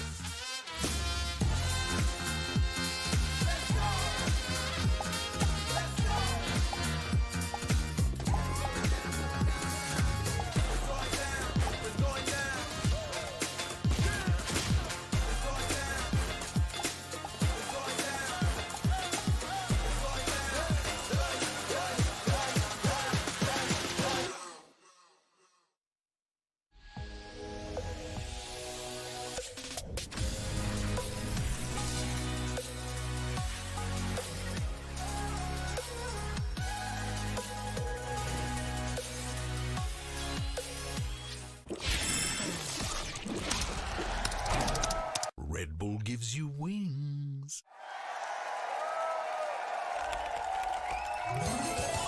Red Bull gives you wings. Go harder, no karma, no karma. my future, no karma, my future, no karma, my future, go harder, no karma, no karma, my future, no karma, my future, no karma, my future, go harder, no karma, no karma, my future, no karma, my future, no karma, my future, go harder, no karma, no karma, no karma, no karma, no karma, no karma, no karma, no karma, no karma, no karma, no karma, no karma, no karma, no karma. You've been on my mind.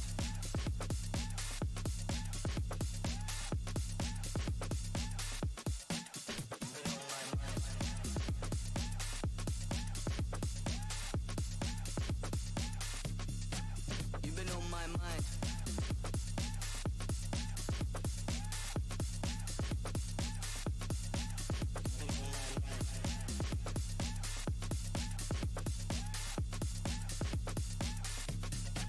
You've been on my mind.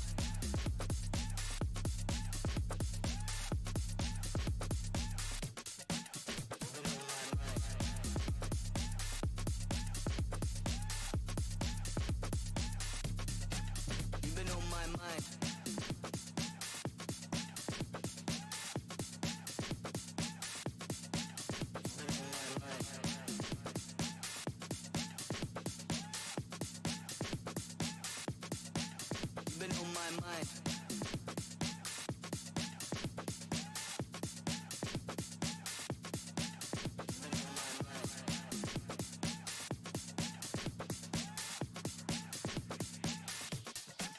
You've been on my mind.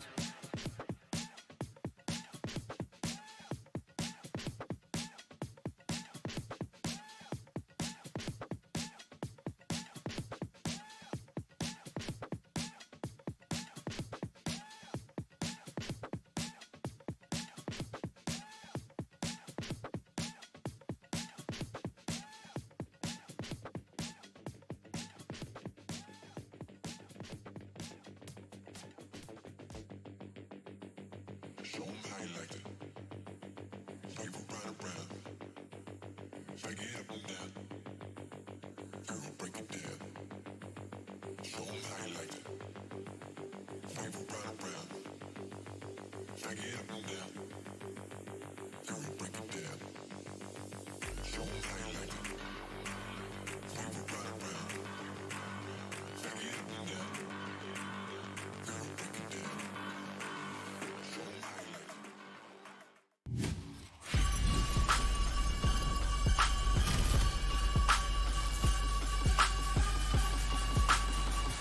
it. We were pretty confident going into the match with Leviathan because probably we didn't play practice against them at all. We didn't experience them playing super good in practice, so we wasn't scared like other teams, you know? I'm not super happy. It's like I'm still aiming for MVP this tournament, you know? And it looks like other players from my team are a bit higher, so I need to step it up next games. I would say Synod is a bit more aggressive. I'm super proud of him. Like he jumped into a super structured team like ours, and he's doing a great job despite him having to play different agents across different maps. It was a confident win. Don't know what else to say. I'm just happy. Reposition. Nothing to get to. 1v3 push or found. 1, 2, 3! I think in Fnatic everyone is able to perform really well, except Bostro. I feel Bostro is not obviously new to AJLing, yeah, but he's in the start of his pass and he's gonna be insane later.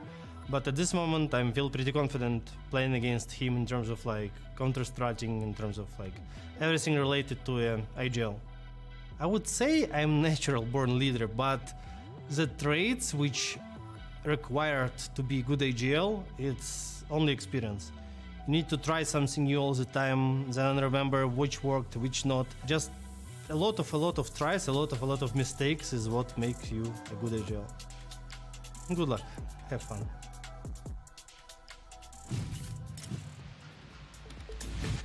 Welcome back to the Valorant Lock-In Tournament. Kilios, Angel, and the rest of Navi may have come into the tournament and the series confident, but I gotta wonder how they're feeling now going down 2-0 in much more dominant fashion on this most recent map of Lotus. I mean, you have to feel like the confidence is getting shattered a little bit. They decided to go for this Lotus yet again. It's the second time showing it, and it's even worse than the first time. Not really able to get anything done. 4 rounds collectively picked up. Didn't get to see them attempt that run back on the attacking side that they were able to pull off against Crew.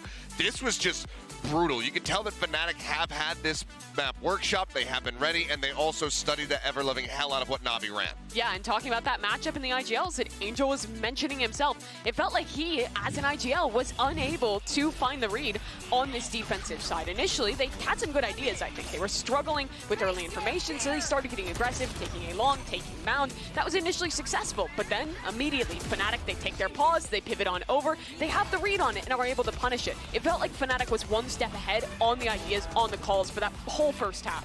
And that felt like the only positive. That was literally the only thing we saw from Navi in that first half that had any sort of credence to it. I mean, shout out to whoever in the audience is asking the real questions. When does Navi play? Because literally only one team has shown up so far. First map, discussion aside, that was still sloppy in my eyes from Navi. That wasn't the expected level. Couple of clutch rounds slipping through, but Fnatic firmly in the driving seat now. Yeah, I can't for the life of me wrap my head around picking a map where you just look absolutely abysmal on the defending side.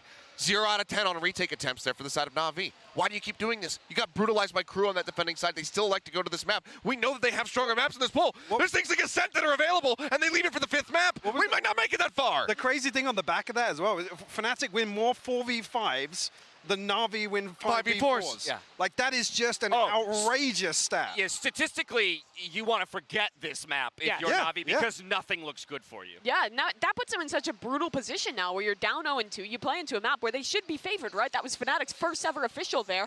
They get out called, and that's kind of what we prided Navi in going into this matchup, right? When Fnatic tends to run out of ideas in later maps, this team always has something fresh, and Angel didn't here. Just to quickly as well, we did see Fnatic almost overcooking the pot in the mid-round. It was like they were hesitant, and Navi still didn't capitalize. There wasn't anything for Navi to cling to actually capitalize on some of those rounds. And if we're going to talk about confidence building, you know that Fnatic's building confidence right now. Boaster in particular. He came away with a 4K in our Verizon high-speed moment of the match. Take a look at the IGL for Fnatic. Absolutely feeling himself. Man was just anchoring down the seaside. You can see Durko's getting ready to rotate around to join in, trying to reinforce his position, but Boaster didn't really need the reinforcements. He was able to just go ahead and pick them apart, challenging these duels one after the other, and you can see the frustration there on CNET, just feeling like he's unable to do anything. Angel, slight little misread on which angle he should approach from, doesn't come to the CT side, goes over to Waterfall, and Boaster just gets him one by one by one. Yeah, and beyond just the teams, you can see the difference in performance across the two IGLs. Angel was back on his same game plan of on the attacking side, I'm going to be teleporting in, taking space at Rubble, going for these lurks, trying to make himself a playmaker. In the video, he was saying, I want to be this tournament's MVP, but in this matchup, he fell flat while Boaster, the player less talked about, was popping off. All right, so we find ourselves in a similar position to yesterday. 2-0 scoreline for one team and needing the reverse sweep. Don't even start. Kai Pak, we're going to Fracture, baby. Start building it up for me. How does Navi get back into it? Like a record skip, and I'm going to come back. It gets stronger for Navi, but they have to dig themselves out of this hole. They have to. This basically just complete reset here. Let's look at these last 3 maps as individual opportunities now to close this out. But it's going to take a lot of determination. This is where they need to tap into the experience of Angel as the IGL, the grit and determination of these players individually and what they're capable of. I will say, this does, I'm right there with you, Dash, this does kind of echo what we saw yesterday. Fairly close, one map, a kind of dominant one on the other side there from Loud taking down DRX, and then that run back begins. Both teams weren't looking like themselves, weren't looking like, the players that we know that they can be.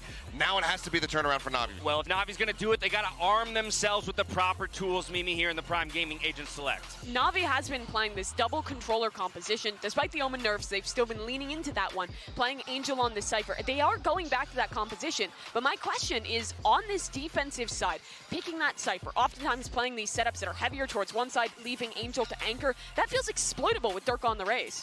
Wow, no real surprises when it comes to what the teams themselves lock in, but plenty of differences between between these two compositions. So I feel like this actually in some ways gives Navi their best chance because you're not necessarily matching utility one for one. With that, we know that Navi's got to get it done here on map number 3. We're ready for it, which means it's time to send back to our casters. Here's Doug and Bala. Thank you, Dash. I know we're ready for it. The question is, are Navi ready for it? Because I'm not going to lie to you, Bala. The desk alluded to yesterday and how there was almost a reverse sweep, and it was really exciting at the end. This feels so distant from what we saw yesterday. I almost cannot fathom a reality in which that is the case. Yeah, I mean, I think there's some similarities. I think both Navi and Dirax kind of trolled in the map vetoes and allowed the... So, I mean, Dirax, it was a much different situation because it was like a very distinct style of maps that they brought out in the first two with the Harbor Viper stuff. But Navi, a little bit more standard. It's just the maps that they really weren't... I mean, I completely agree with Achilleos about Lotus. I completely agree with Hypoc about Haven as well and how weak Navi potentially looked on that. But if that's the case, then maybe they have set themselves up for forcing this reverse sweep. Forcing themselves to have to deal with this.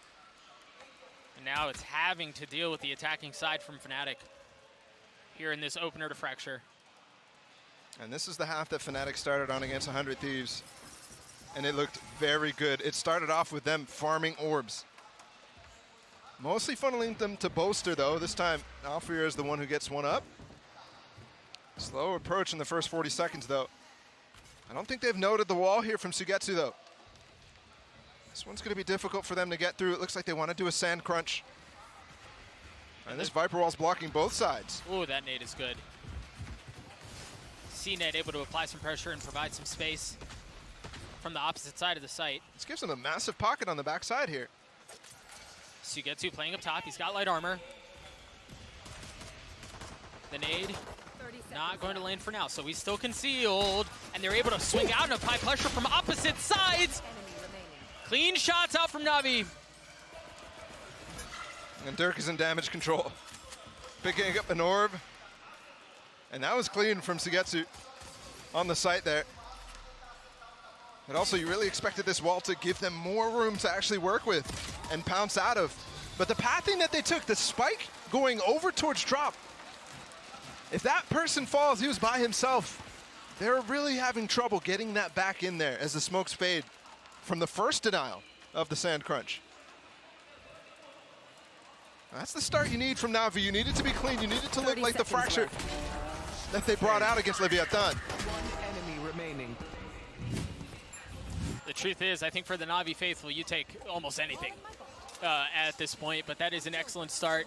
That sets them up for their vintage Navi buy, where they're able to buy some rifles and then keep pistols the rest of the way.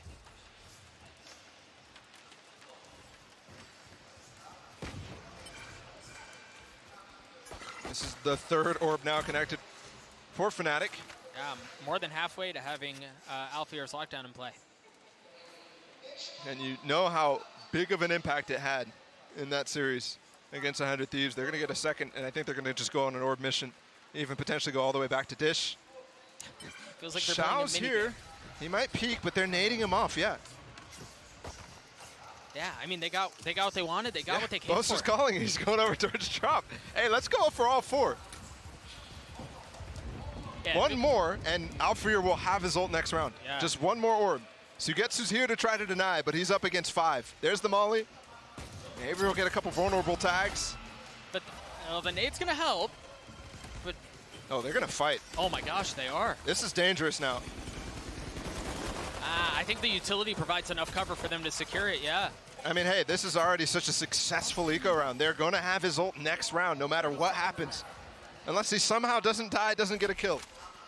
Which is kind of alarming for Navi, because even when Fnatic are at a deficit, they're still getting what they want. Boaster didn't want that shot in between his eyes, but Angel delivered it anyway. Again, note the pistols are all that Fnatic have to work with here. And they've made it interesting. Leo has just made it exceptionally interesting here. But again, it all just falls down onto Chronicle. And again, the purchase strategy from Navi should make things okay. Yeah, they carry 3 rifles, 2 Bulldogs, 1 Phantom into this round.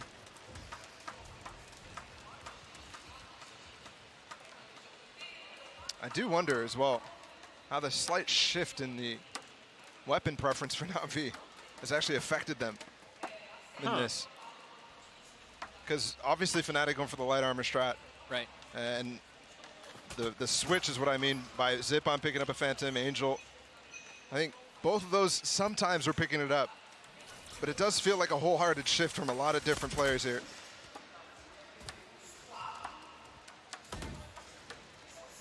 Leo once again taking ropes, rejoining with the rest of his team.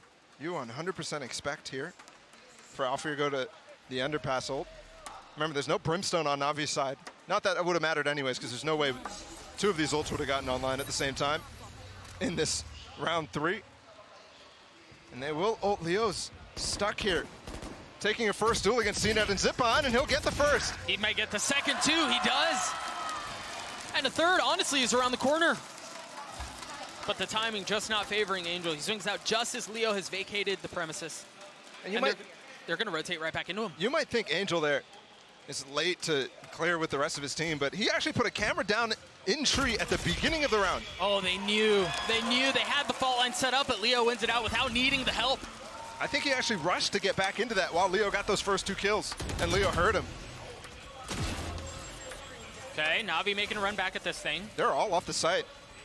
There's a Molly that just went out. Chronicle also has his Aftershock. There's so much utility here to actually deal with, and there's not going to be time. Yeah, there's not a lot of time. And then the Molly, Shao has to back off, and he just backs off into his death. Alfier gets 2 on the round. Fnatic get on the board. Same start as Haven. That one, I mean, really nothing from Navi to counter there. They want to go on the fast flank as the KJ ult is going off. But there's no flash there from Zipon. There's no boombot from CNET to try to deal with the one player holding the flank in Leo. We just saw the stat, over 300 ACS against 100 Thieves. And he might have the same type of performance if he continues this way. An outrageous start for the newcomer for Fnatic. The truth is both of the new pieces have performed admirably.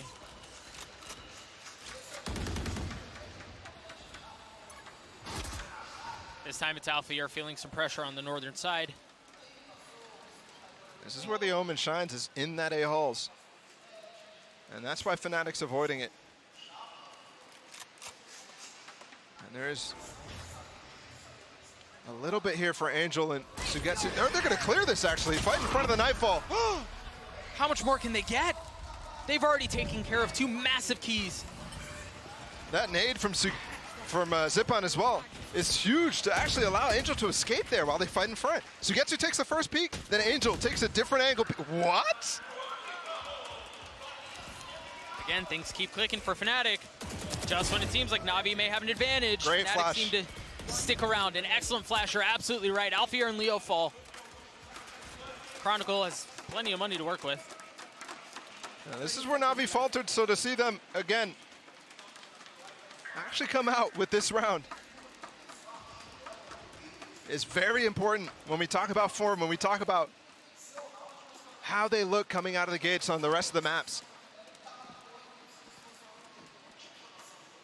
There is way more layers to their fracture than the first 2 maps that we saw so far. Way more ideas, way more prep. The way that they re-cleared there, wanting to fight in front of any of the utility that Fnatic throw, wanting to fight in front of the Nightfall. For Fnatic, the idea is, okay, if we Nightfall, they're going to fall back. If we Nightfall, we can play with the sound. But look at the re-clear. This feels almost like a A-Long Haven re-clear. Yeah, yep. But with that nade out as well, you get some safety. Chronicle, that's against no tracers. That's why I'm shocked by that shot. Just having the angle on Angel. Known down pat. Light armor for Fnatic, a stinger in the hands of Boaster. Ultimate, I guess, close by for Durka, but still far away enough.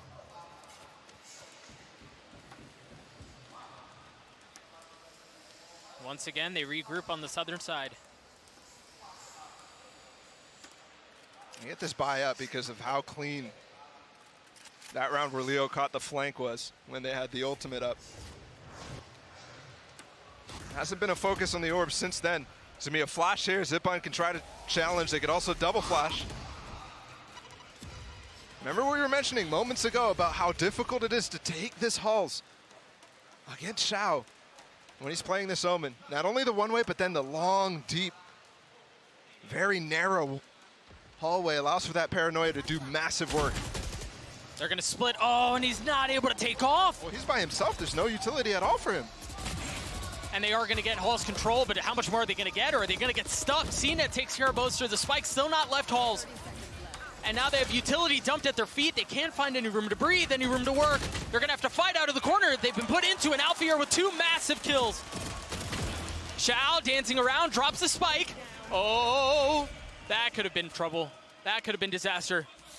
13 seconds left, and the spike's not gonna make its way out. Oh, he thought he could cheat that. Leo just trying to take the orb as they go into the next round. That one's, again, very nice. Although, I have to question... Oh, Alfier's having a round. Oh, that hurts. That hurts so much. Fnatic are going to be able to get another buy here, too, with the light armor as they're going.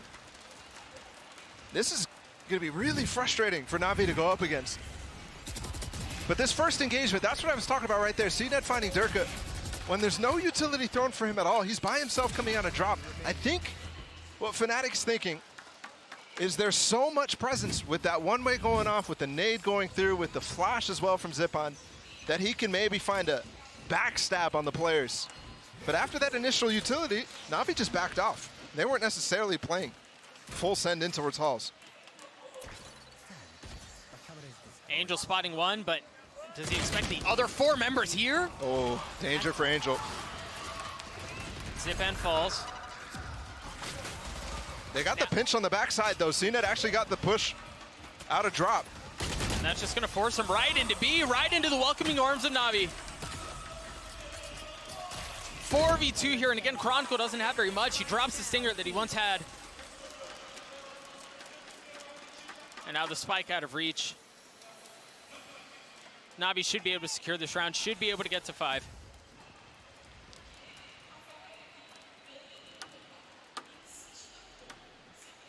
And this journey for Navi back in the series, they have to be thinking about how they get there the entire way. A reverse sweep, again, has not happened on the main circuit of an international event. We're talking LAN and these types of teams playing. And it's because it's so difficult to stay in it mentally, to stay in it with the stamina, to be able to continue to have top form for all your players. So you think 5-1 has to be even better. Yep. Has to be at least what you did to them on Lotus. And Fnatic now being the first to call a timeout, being the first to throw a pause into the situation. They find themselves down 4 rounds here on their map pick. And the fun thing about a best of 5 like this is that, yeah, it can be one team's map pick as opposed to the others, but the truth is, you can get a situation like this where Fracture's strong for both sides. Yeah. Preference the later you get into the series often matters less.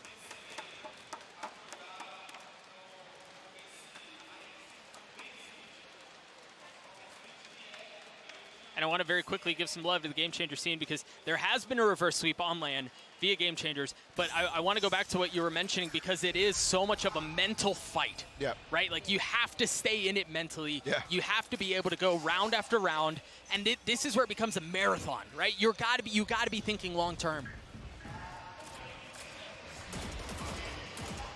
Xiao, early engage, feeling some pressure. You highlighted the prowess of the paranoia in situations like this in this position. And the nade's going to back him off for now. And the stun from Chronicle there actually saves Zipon from being able to follow up there. Actually prevents Zipon, I should say, from following up there. But what is happening for Navi? They've actually collapsed all on this A side. They've got 2 trips on the B side, the deep camera in Arcade. I don't know if that's enough for you to really know this is the right gamble. Instead, they're actually pushing north side, and I like this through drop. A late push, never what you expect. You're going to find two members just on the other side. Alfier with a massive kill, but Togetsu trades it back. But all the tools they had to know whether this B hit is going to happen, gone. Away from Angel. And so they're going to run onto the site. Boaster's got the smokes. There's a gap in that canteen smoke. Note here, Sugetsu had the Viper's Pit. That could have been the difference maker, but Cena's going to try to do it 2 HP. himself. 2v2 here, Leo weak, but Cena weaker. Breachhole here from Chronicle 2 with the plant. A total of 7 HP between the two players on opposing sides. Spike ticking away. Tension of the moment building second after second. Can Fnatic win this one back? Clean shots onto CNED. And the safety, the ace in the hole, the Rolling Thunder should be preserved into the following round. Wow. Well, never mind. Chronicle just doesn't take risks in this situation, especially when you're down. Okay, hey, I respect it. Yeah, leave nothing to chance. But there, Angel leading that north side push back through drop. Again, I mentioned how I like that. Given how late in the round it was happening and also what has happened so far, where Fnatic is posturing for an A hit through halls, you expect maybe there to be one player up there that you can isolate. So I like the idea, but Angel going away from the site, away from his utility, makes Fnatic ability to just walk on the site free. And Boaster with the little gap as well, decides he just wants to push through that gap and take a kill. The idea was great, perhaps the personnel questionable. A lot of times too, to touch on that smoke one more time, the smoke gen will block your angle and you'll rotate around Canteen to try to get some spam. And Boaster finds the opportunity to get that kill in the middle of it. Alfier has ults, Boaster has ults. They're gonna go ahead and lock down again. You mentioned those two ults, but Xiao is the op here. I would love to see Xiao take more space through Arcade here, but he doesn't opt to do so. Not sure of what's on the other side and not sure what's actually an underpass. Watching for him.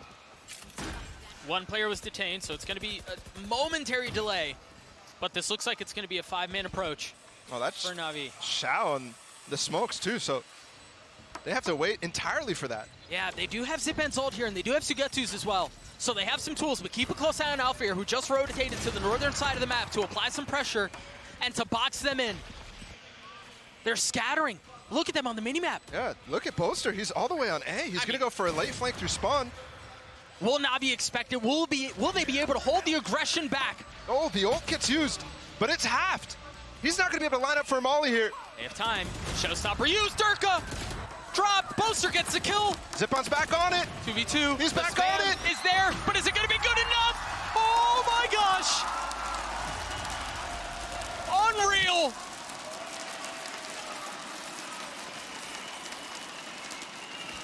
We got to see that again. Oh my goodness. All the utility that Fnatic had. And Boaster with a long flank avoiding the suppress from Zipan's ult. And we were worried about whether or not he would get there in time, but it was perfect. A sigh of relief. And anger. Instead, we're back into the round fast in the halls. This time they disrespect completely the one-way from Xiao. Wouldn't have it any other way. The Nightfall invested. It is going to tag a couple of members. Guns not great for the side of Navi. As the nade finds one from Durka. Xiao trying to reposition and stay alive with 1 HP. The skin of his teeth keeps him alive for now. Counter paranoid traded, and look at Angel. He's gone aggressive. He's taking space, but he doesn't really have guns. All he has is a Sheriff. Can he find value? How does Alfier know here? He's just so wise. He caged off the turret. Now goes back, clears it. Well, they haven't gotten the spike plant yet, so they think they can pivot. But look, Navi's actually left completely dropped. I'm not sure exactly what they're thinking right now, but Angel cleared bottom side. They think there was more arcade presence than there was. Yeah, the silence from Fnatic was too much for Navi.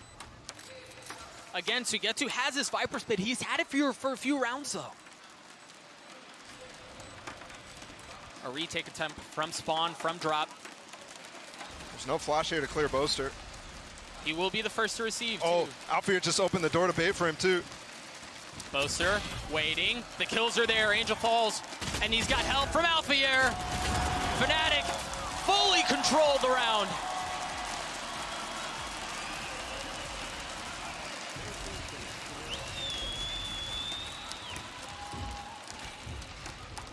Dangerous territory for Navi as Fnatic re-enter this game in similar fashion to how they won Lotus with a roar.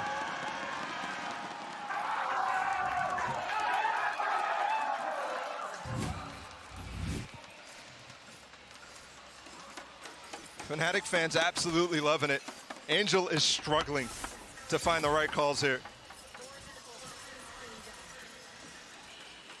They look cozy for a while, but you're right. He's just getting outplayed at this point. The indecision there on the hold on to drop and the rotate back as well to try to maybe find somebody arcade there, even though there just wasn't anybody. He doesn't have that information, of course, but with the push through sand, there's just that little bit of doubt that you could see them acting on. Position of one given away. Patience out from Angel. Zippon can play off the camera. Waiting for the flash. Oh, that would have been nice. Yep. Try to jump back up into the cage there.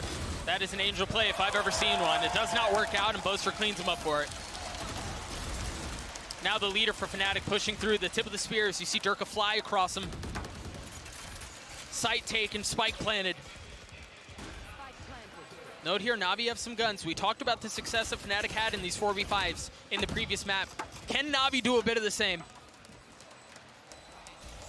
The flash there, CNET on the turn. Chronicle spotted. Outrageous shots, but he's traded right back.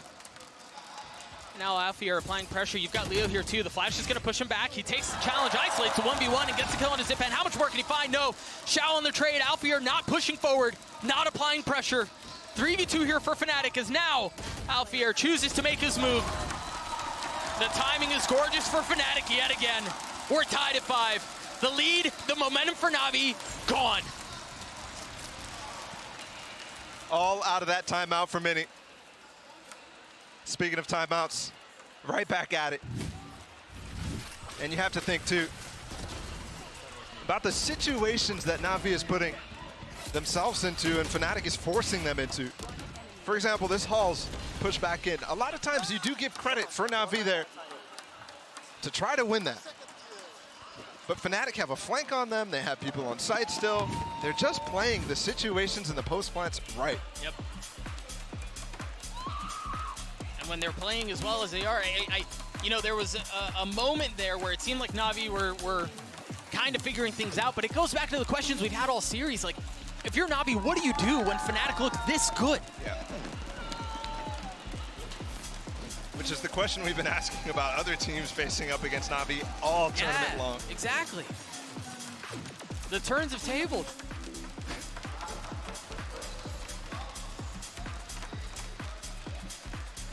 I have to wonder what still is on the table here for Navi. Because I'm not quite sure if there's much else, especially when you see the doubt that I keep mentioning creeping in to the players and Angel himself. You mentioned this ult from Sugetsu multiple rounds in a row now. With only stingers, with only a stinger and a couple sheriffs, I don't expect it, but You can also make a compelling case, given the stinger, that he wants to play through the chaos, but we'll see. This Seas is the one that caught Cryo with the Brim ults, but nothing happening. They're just going to take the challenge. Zippon, okay. There's a little something, but there's always just a little something. I want to bring back a stat from Lotus that Hypoc mentioned on the desk. Fnatic was winning more 4v5s. This situation right here. Does he ult? He does. And again, he has the stinger. He can play through the chaos of his pit. He's got trips too to help him out. Sugetsu patiently waiting on the other side. He planted right on the edge of that pit too. Surprised to see that go unpunished. Yeah. Oh, Chronicle using it early, using it aggressive. They want to take the fight, and they're going to push it. CNET's in trouble. CNET's in trouble. Yeah, he falls. cooked up. Yeah, but Sugetsu's flanking them. Chow, 1v2, Sheriff in hand, not able to land the shots. Fnatic take the lead back. Relatively expensive round there. I do like the ult from Sugetsu, but he did use it on the eco. They end up coming very close to winning that round, but they used the breach ult. They used the brim ult. They comboed the two together. And remember, at the beginning of this round, Bosa didn't even have his ult. Farming that orb again, the ult economy has been so good for Fnatic on this map. And against this comp from NAVI, part of the reason why they're back in this game at all is the Alpha Year ults. Woo! Shao with a big kill with the off there on Durka. Given how the series is gone, a 6-6 for Navi is massive. They need every round they can possibly get.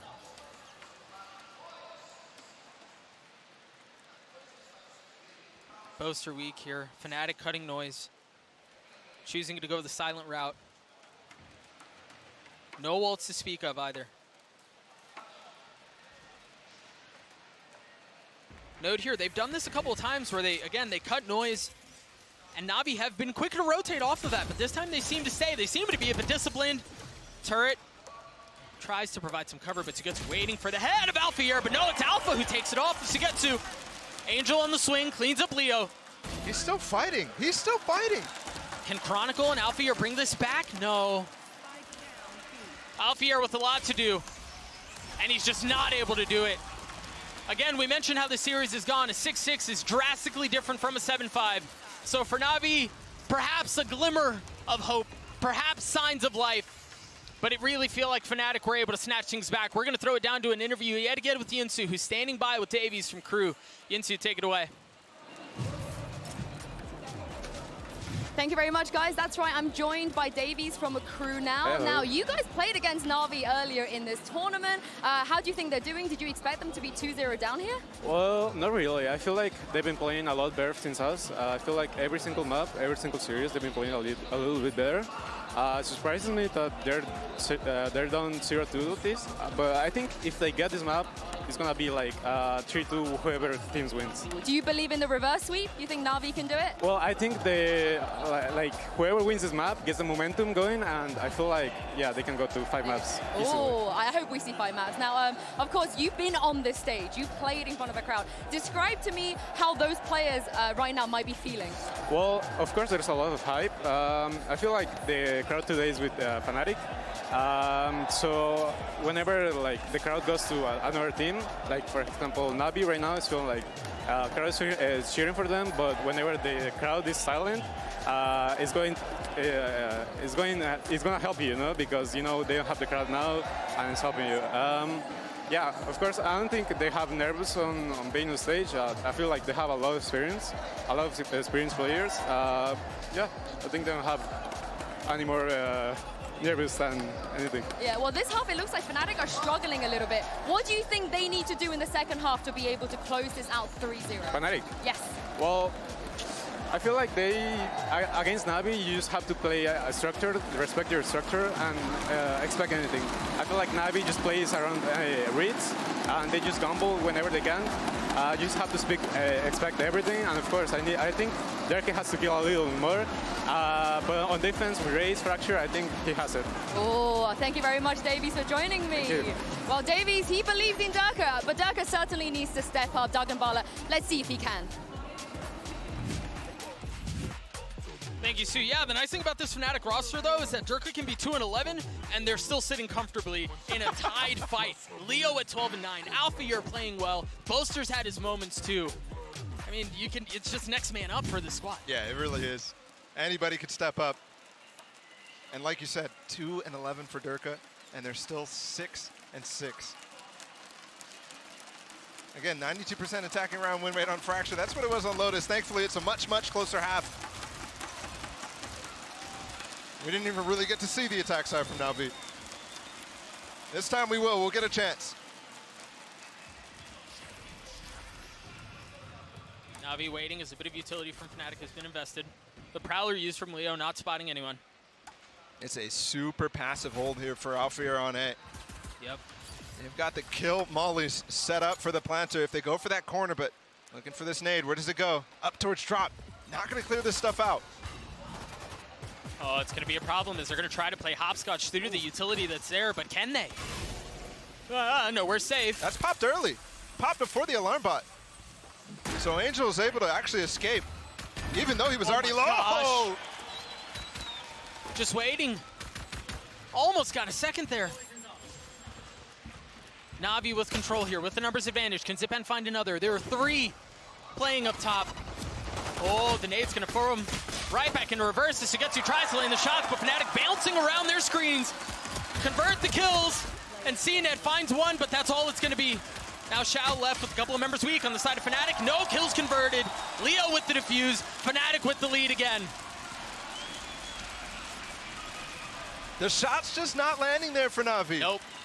Multiple members, too. The only player who got it is Angel. Through the smoke, too.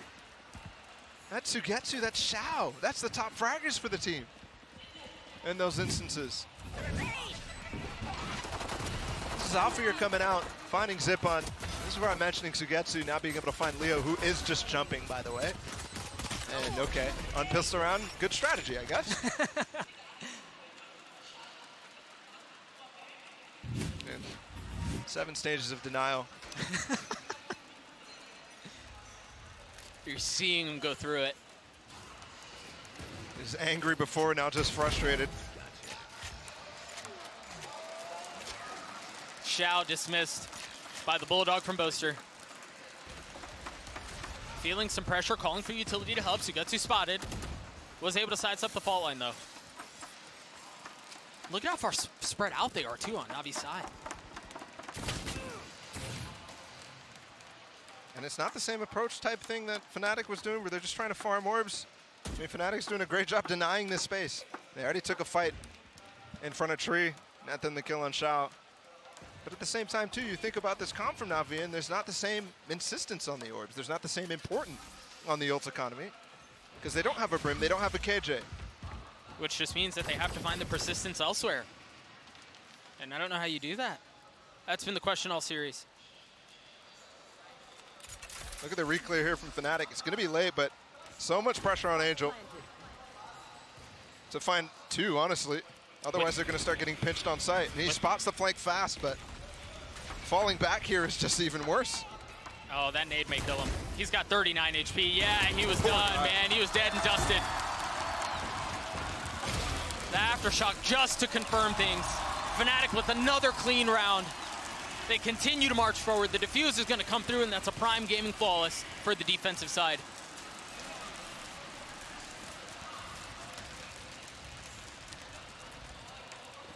Fnatic 2 rounds up now. This is map 3.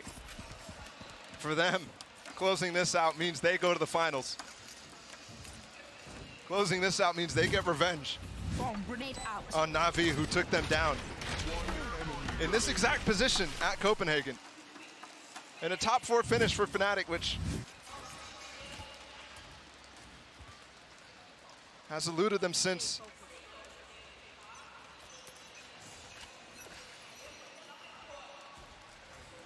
What do Navi do here? Actually, that's the thing about this Fnatic roster right now, man, is that you think, all right, how do Navi respond? Fnatic don't even give them a chance to consider the approach.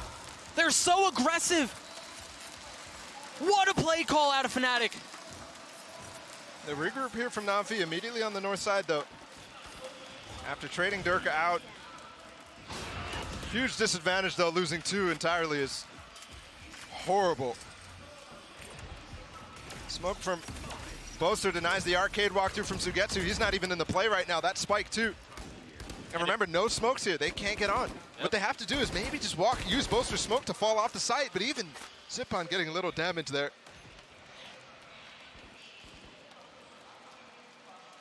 They're going to try to split. They've left Angel and Tower. Yeah, that's the biggest threat. Yep. Again, he's got to find value. I would love to see them try to bait for Angel to get something else here. Yeah, I think that's the plan. The timing here is going to be everything. Can they draw enough attention away from Angel for him to make a play? And now they know his position, so Angel's ahead of the play here. They're not going to be able to bait for him. He's out in the open, but the Viper Wall's covering him. Boaster's up close, though. Leo and Chronicle spamming through the flash there, and that should take care of the remaining members. There's no way they think. Yeah. Yeah, Boaster had gone undetected the entire time. It was a trap lying in wait. It had been sprung. And it's too much. Yeah, Zippin and Sugetsu have gotten the spike down, but Sugetsu's gonna have to pull off a bloody miracle to win this. He got it down to a 1v1, but he wasn't able to carry it past the finish line. A 3-round lead for Fnatic. Bala, it's almost there. I mean, they can almost taste it at this point.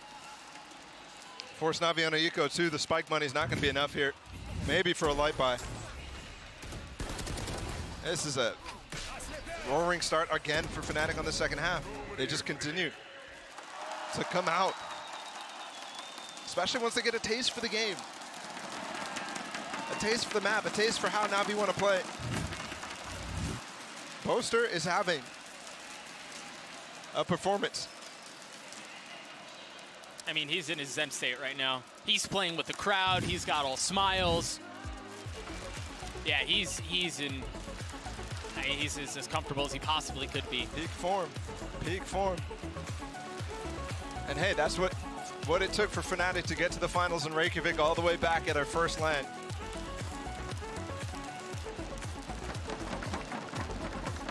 But here, Navi, backs against the wall. They already had the pressure of dealing with a reverse sweep.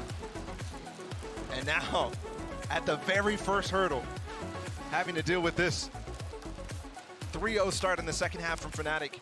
That's too much to ask. The Doom Bros, we've seen the way he's reacting in these games. And this timeout, he has to put it all out, get through the mental block, and help his team get through the mental block too. The concerning thing here is surely you're scraping the bottom of your playbook here. I don't know what Doom Bros could be saying right now that he hasn't been saying already. Well, we just started 3 rounds here on the attack. So I have to imagine that there got to be more. But in the sense that, yeah, I mean, we've already played Fracture. We've already shown an attack side here. Fnatic is known for preparing. We'll have a tech pause here.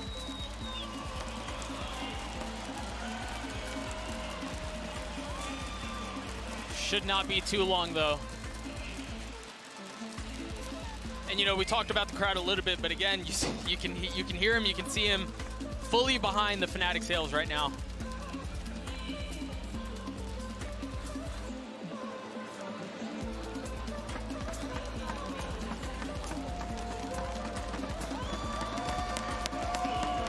What an absolute momentum killing pause too. Very possible, yeah. I mean, this hurts no matter what the situation is for Navi. Whatever side this is on too. Because they just decided what the strat is, what the idea was for them out of this timeout, out of their own tag timeout, out of potentially their last. Again, this ship break should not be very long. We'll get back into the action here very shortly.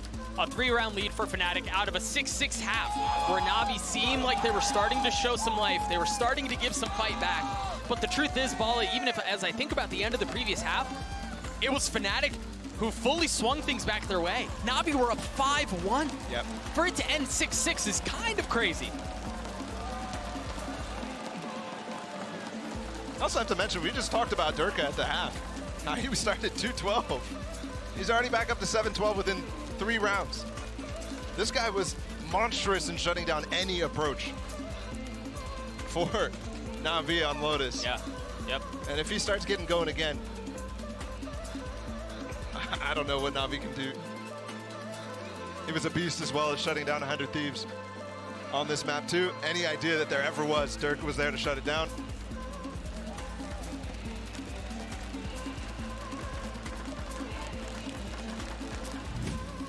Back into the action here. Grand final spot up for grabs between Fnatic and Navi. And the story has been all Fnatic all the way. And as we were just mentioning, even when it seems like NAVI finds some footing, Fnatic are able to respond. And think about historically, those are positions in which Fnatic have crumbled. But the maturity that they have shown in this series alone could be everything. Sugetsu's able to stop the showstopper. But heroics like that, over and over. You might see a kill like that from NAVI, but it gets traded. It gets traded. Yep. And these are the types of rounds and the types of situations now where I struggle because of the way that they're indecisive on the calls. It's not something you normally say on an Angel-led team. CNET's going to try to find something here paired up with Xiao. Angel maybe go for a late lurk. They've got the orb to work with on the backside of Halls there. Actually, no, Sugetsu down.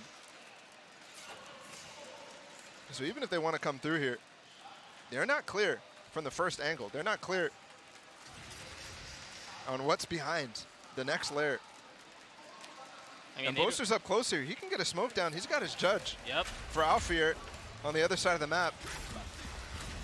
Chronicle dumping utility, and look at Fnatic go forward. They want to take these fights. They will not relent. They will not give up a single inch. But perhaps this is where NAVI finds success.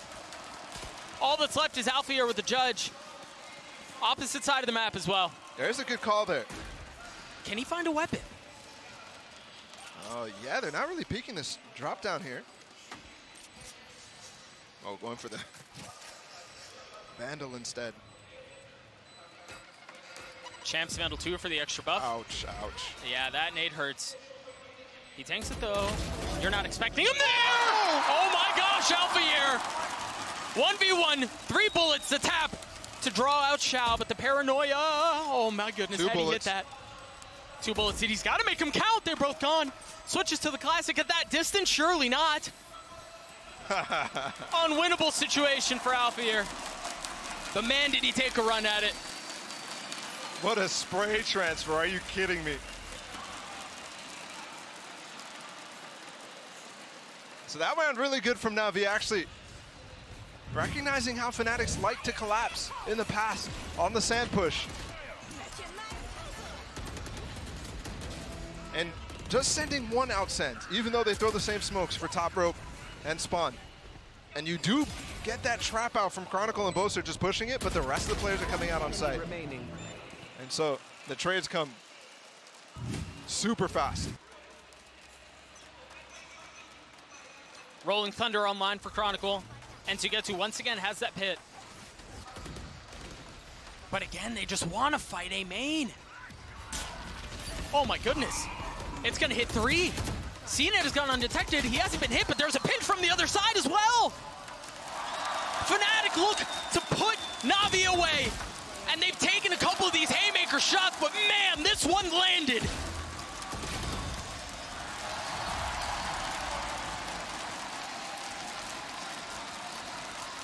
Just taking it all the way through, and now disrespecting NAVI and their defaults completely. This breach ult so deep into the spawn. The aftershock as well, everything just so well coordinated there. Talk about aggression. Yeah, and it's not the first round they try this. You think about the showstopper right out of the tech pause. It was intended to have a similar effect. Oh yeah. It's intended to be demoralizing. It's intended to be flattening. Yeah, Navi have 5 ult, sure, but all they have is Spectres, and once again, Durka pushes the pace. They're coming up behind him too. That haunt clears. He's allowed to go further. Yeah, there's big ults on the side of Navi, but just Sheriffs. How much time do we find ourselves in this situation? Nade out from CNET, pushing forward. They've got to push spawn, honestly. Yeah. Even if they get the site. Absolutely. Look at Angel. Angel's actually walked up on the B. They've got the full rotate because of this aggression. He does have a Sheriff too. It's not the classic, so you should be able to get a kill, and he does on the Boaster now. Showstopper used. CNET finding nothing. Nope, those are also 2 of the key 5 ults invested. Really confident that they can win this round, and so far, numbers going their way. A pit 2 denies the actual walkout from main. 3 of 5 here. They put everything they had behind this hit. That's a Hail Mary play if I've ever seen one.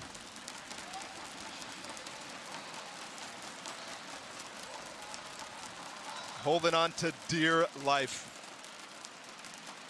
And the thing is, they didn't even really come out of this with guns. They've got 2, yes, those are the 2 players who fell on site. But if you want to start making a comeback, if you want to start mounting against Fnatic, who I've continuously talked about the excuse me, the economy bonus that Fnatic gets by going for light armor on rounds like these. You hope that you can get a bank up to deal with the same bank that's being accrued on Fnatic's side.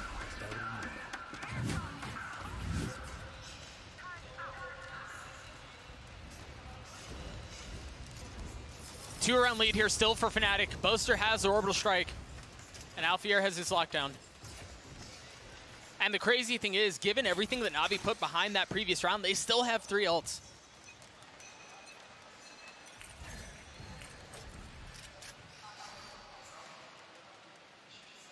Orb thrown out for Sugetsu. They've been trying to do this over and over, but Dirk has actually been denying Sugetsu any space to work that lurk. And you can see, they smoked it off immediately. Dirk opens the door. If you're Navi, what information do you have on the other side of this? Yes, the knife lands, but you can get in front of that just by walking through.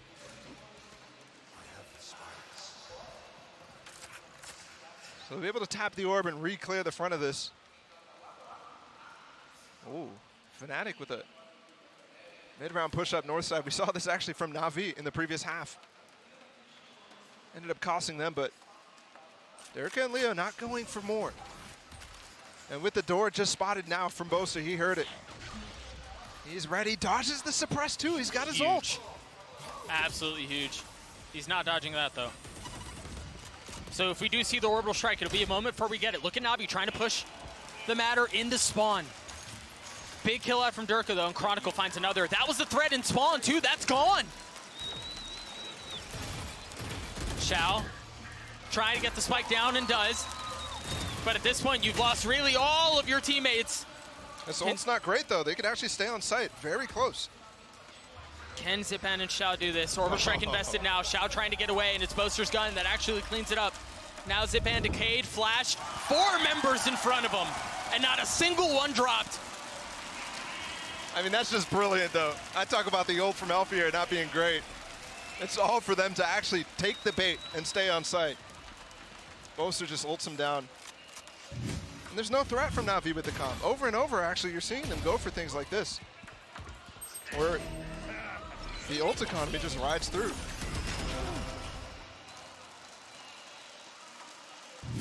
No answers from Navi. No answers from Angel. Fnatic now 2 rounds away from a Grand Finals appearance. So elusive last year, but now on the precipice. And don't forget, we were having the same conversations about Fnatic last year as they dominated over and over in the EU circuit. Taking first place before Reykjavik, qualifying for every tournament. Whew. Same conversations being, we expect them to make it to Grand Finals. We expect them to be a super team. But it's this year, maybe, that they come a reality.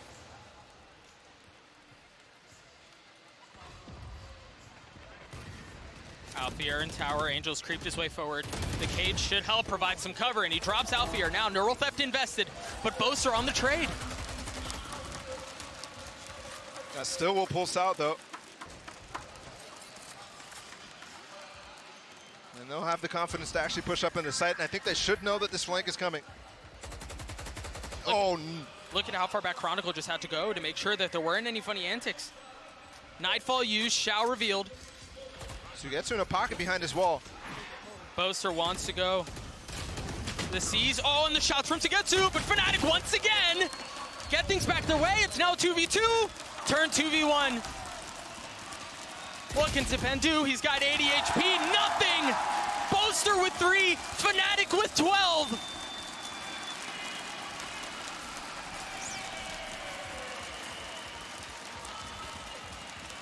the entire offseason working towards this round to get here, to get to a grand finals berth.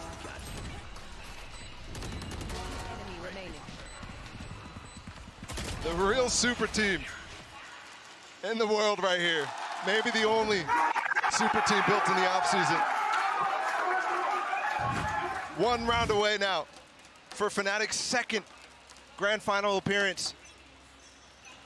For Durka and Boaster, that's their second. For Chronicle, that's their second.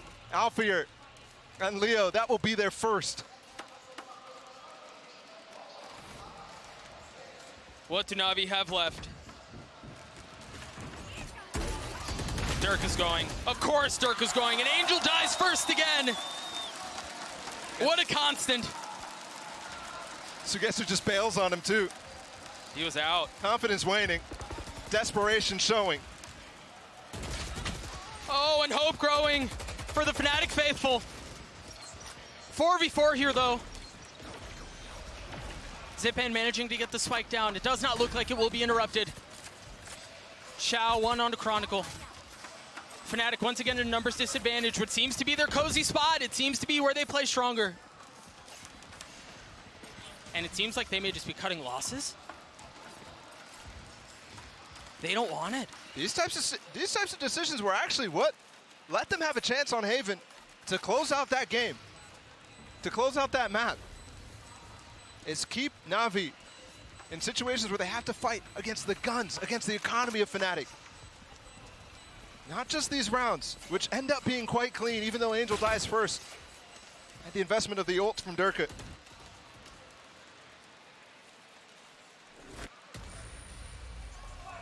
So we're not quite there yet. Navi is not quite done yet.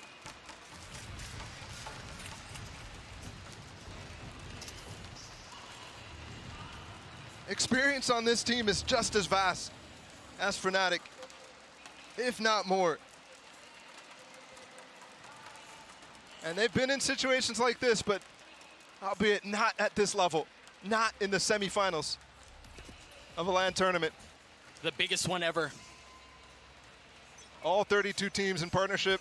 Well, 30 teams plus the 2 Chinese.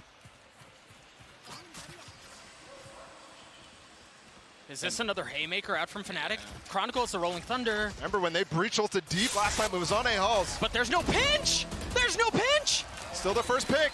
Nade in. Cage just found the delay. It's gonna allow him to swing around!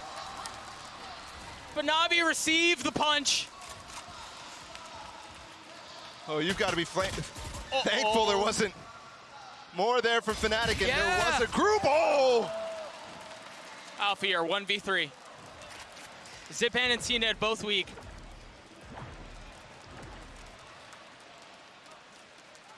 The Viper wall keeping Alfier safe for now.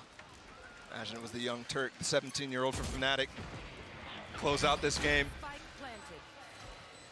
against not only Sugetsu and Zipan, but the Turkish idol of CNED.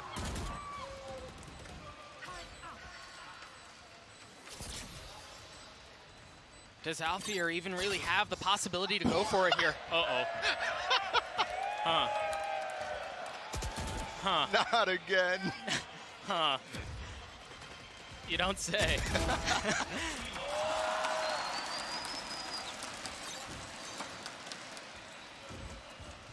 Zipan throwing a shoulder. Now 7 bullets left. Alfier waiting to see if he can get any other guns out of the hands of the Navi players. Not able to do so. Navi gets to 10. Navi gets to double digits.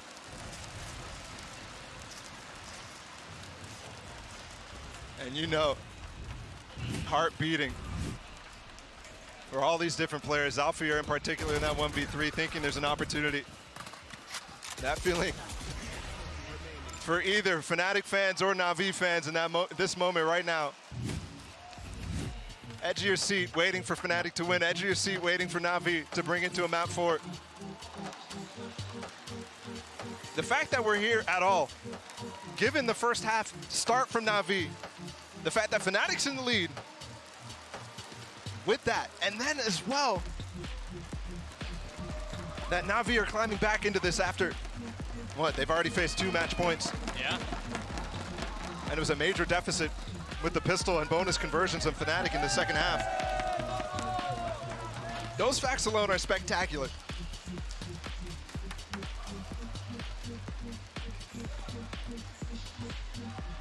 If it wasn't for Lotus, this would be an enormously entertaining series all the way through, despite how we might end.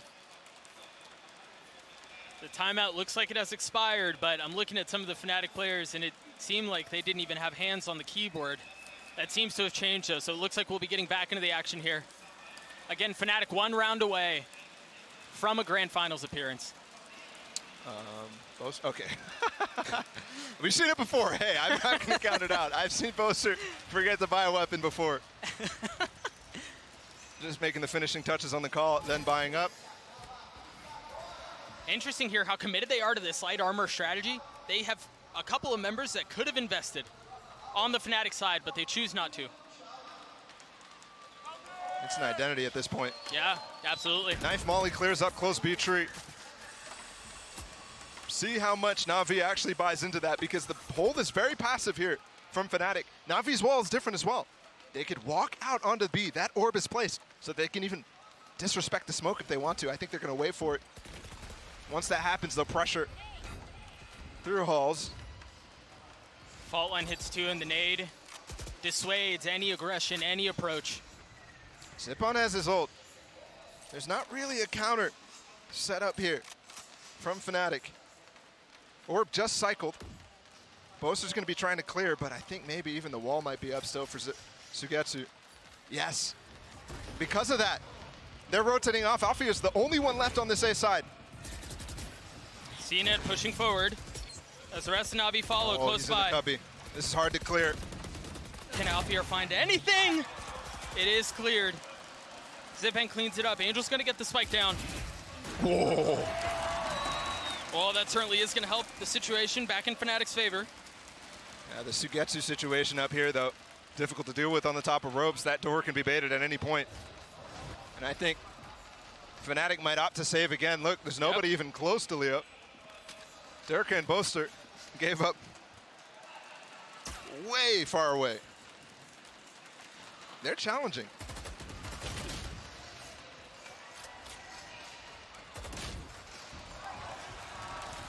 Big clean pick here from Shao. Very important.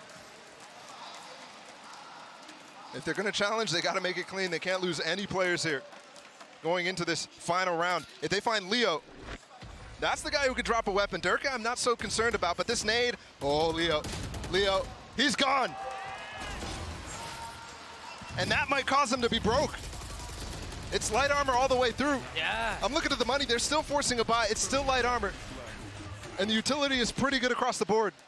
This is really where you see the value of the strategy, too.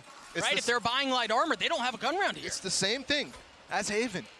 It's the same thing. The staying power from Fnatic so strong. Fnatic has relied over and over on these aggressive plays to really shut down Navi in rounds like this. Rounds where it's a swing round. Rounds that are so important. There was 4 stacked over towards A at the beginning, even with Alpha here. The turret here could bait out just that, could find the timing for just that. Chronicle goes a little early.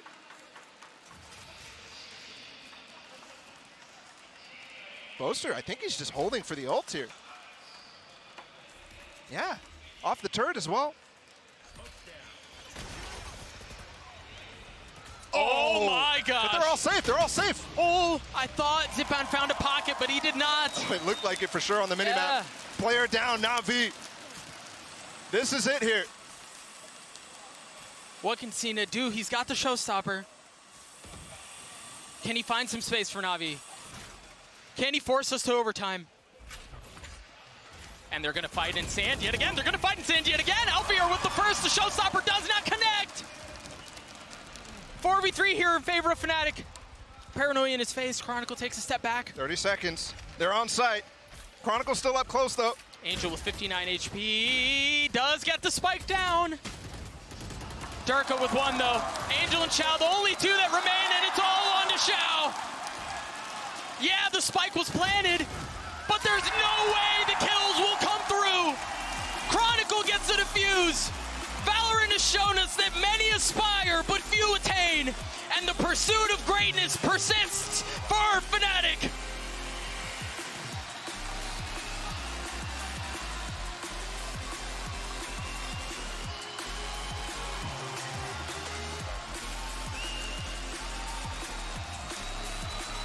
In the semifinals is where the statement comes for Fnatic that this is real, that this is their time, that this is their opportunity to attain what they did not. What they could not. The fame that would have come with the first land win. Another opportunity for them. NAVI, up to this point, they looked like the best team in the tournament. But Fnatic say, hell no.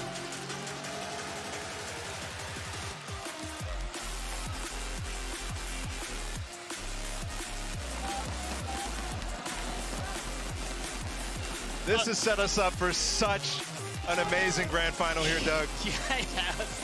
Yes, it has. A sweep where previous Fnatic rosters would have crumbled.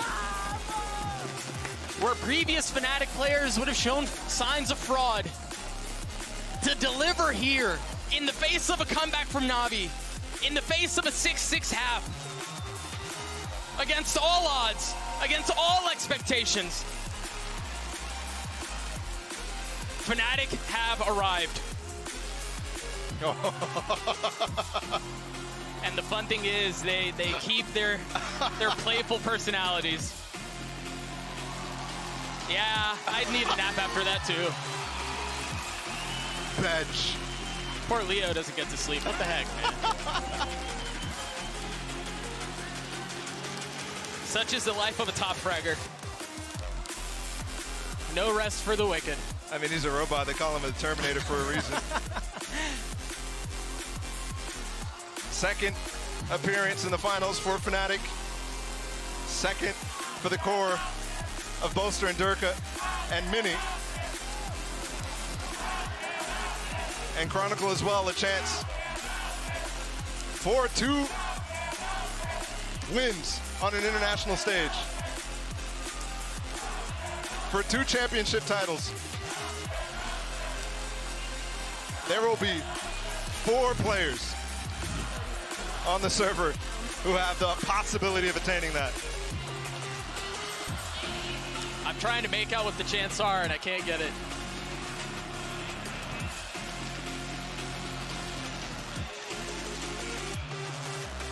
But man, are they loud. We'll take a look at some of the map highlights yet again. And there was a lot to talk about this map. But again, it was Fnatic ultimately that were able to clean things up, that were able to maintain their composure. Yep. And while this Omega bracket was very different than what happened in the Alpha bracket. Agreed. I think some of the relative paths that these 2 teams take shows you the strength of Fnatic. Again, NAVI looked perfect throughout this tournament. So much so that they didn't drop a map up to this point. They had an 80% win rate on attack side. They had some stellar moments. And the players of Fnatic make them look like that. Yep. A sweep in the semifinals. I mean, that's scary. That's genuinely scary. MVP vote up. You've got Leo, you've got Durka, and you've got Boaster. I mean, again, Fnatic, right? Just Fnatic. Just Fnatic. For them to, as you were saying, Bala, for them to make a meal out of NAVI the way that they did, this is the Fnatic that we've been waiting for. This is the Fnatic that people have been anticipating for, what, the better part of a year? Yeah. Hey, Boaster came out cooking at the beginning of this. He did. In his pot, in his little cauldron, and yeah, they made a meal out of him. We really do need to get rid of the cooking thing. I think it's really kind of seeing its fullness. We're going to throw it to a break. Again, Fnatic 3-0 NAVI to earn a date with Loud. And what a statement was made. We're going to throw it to a break. Again, when we return, the desk will take over. See you guys soon.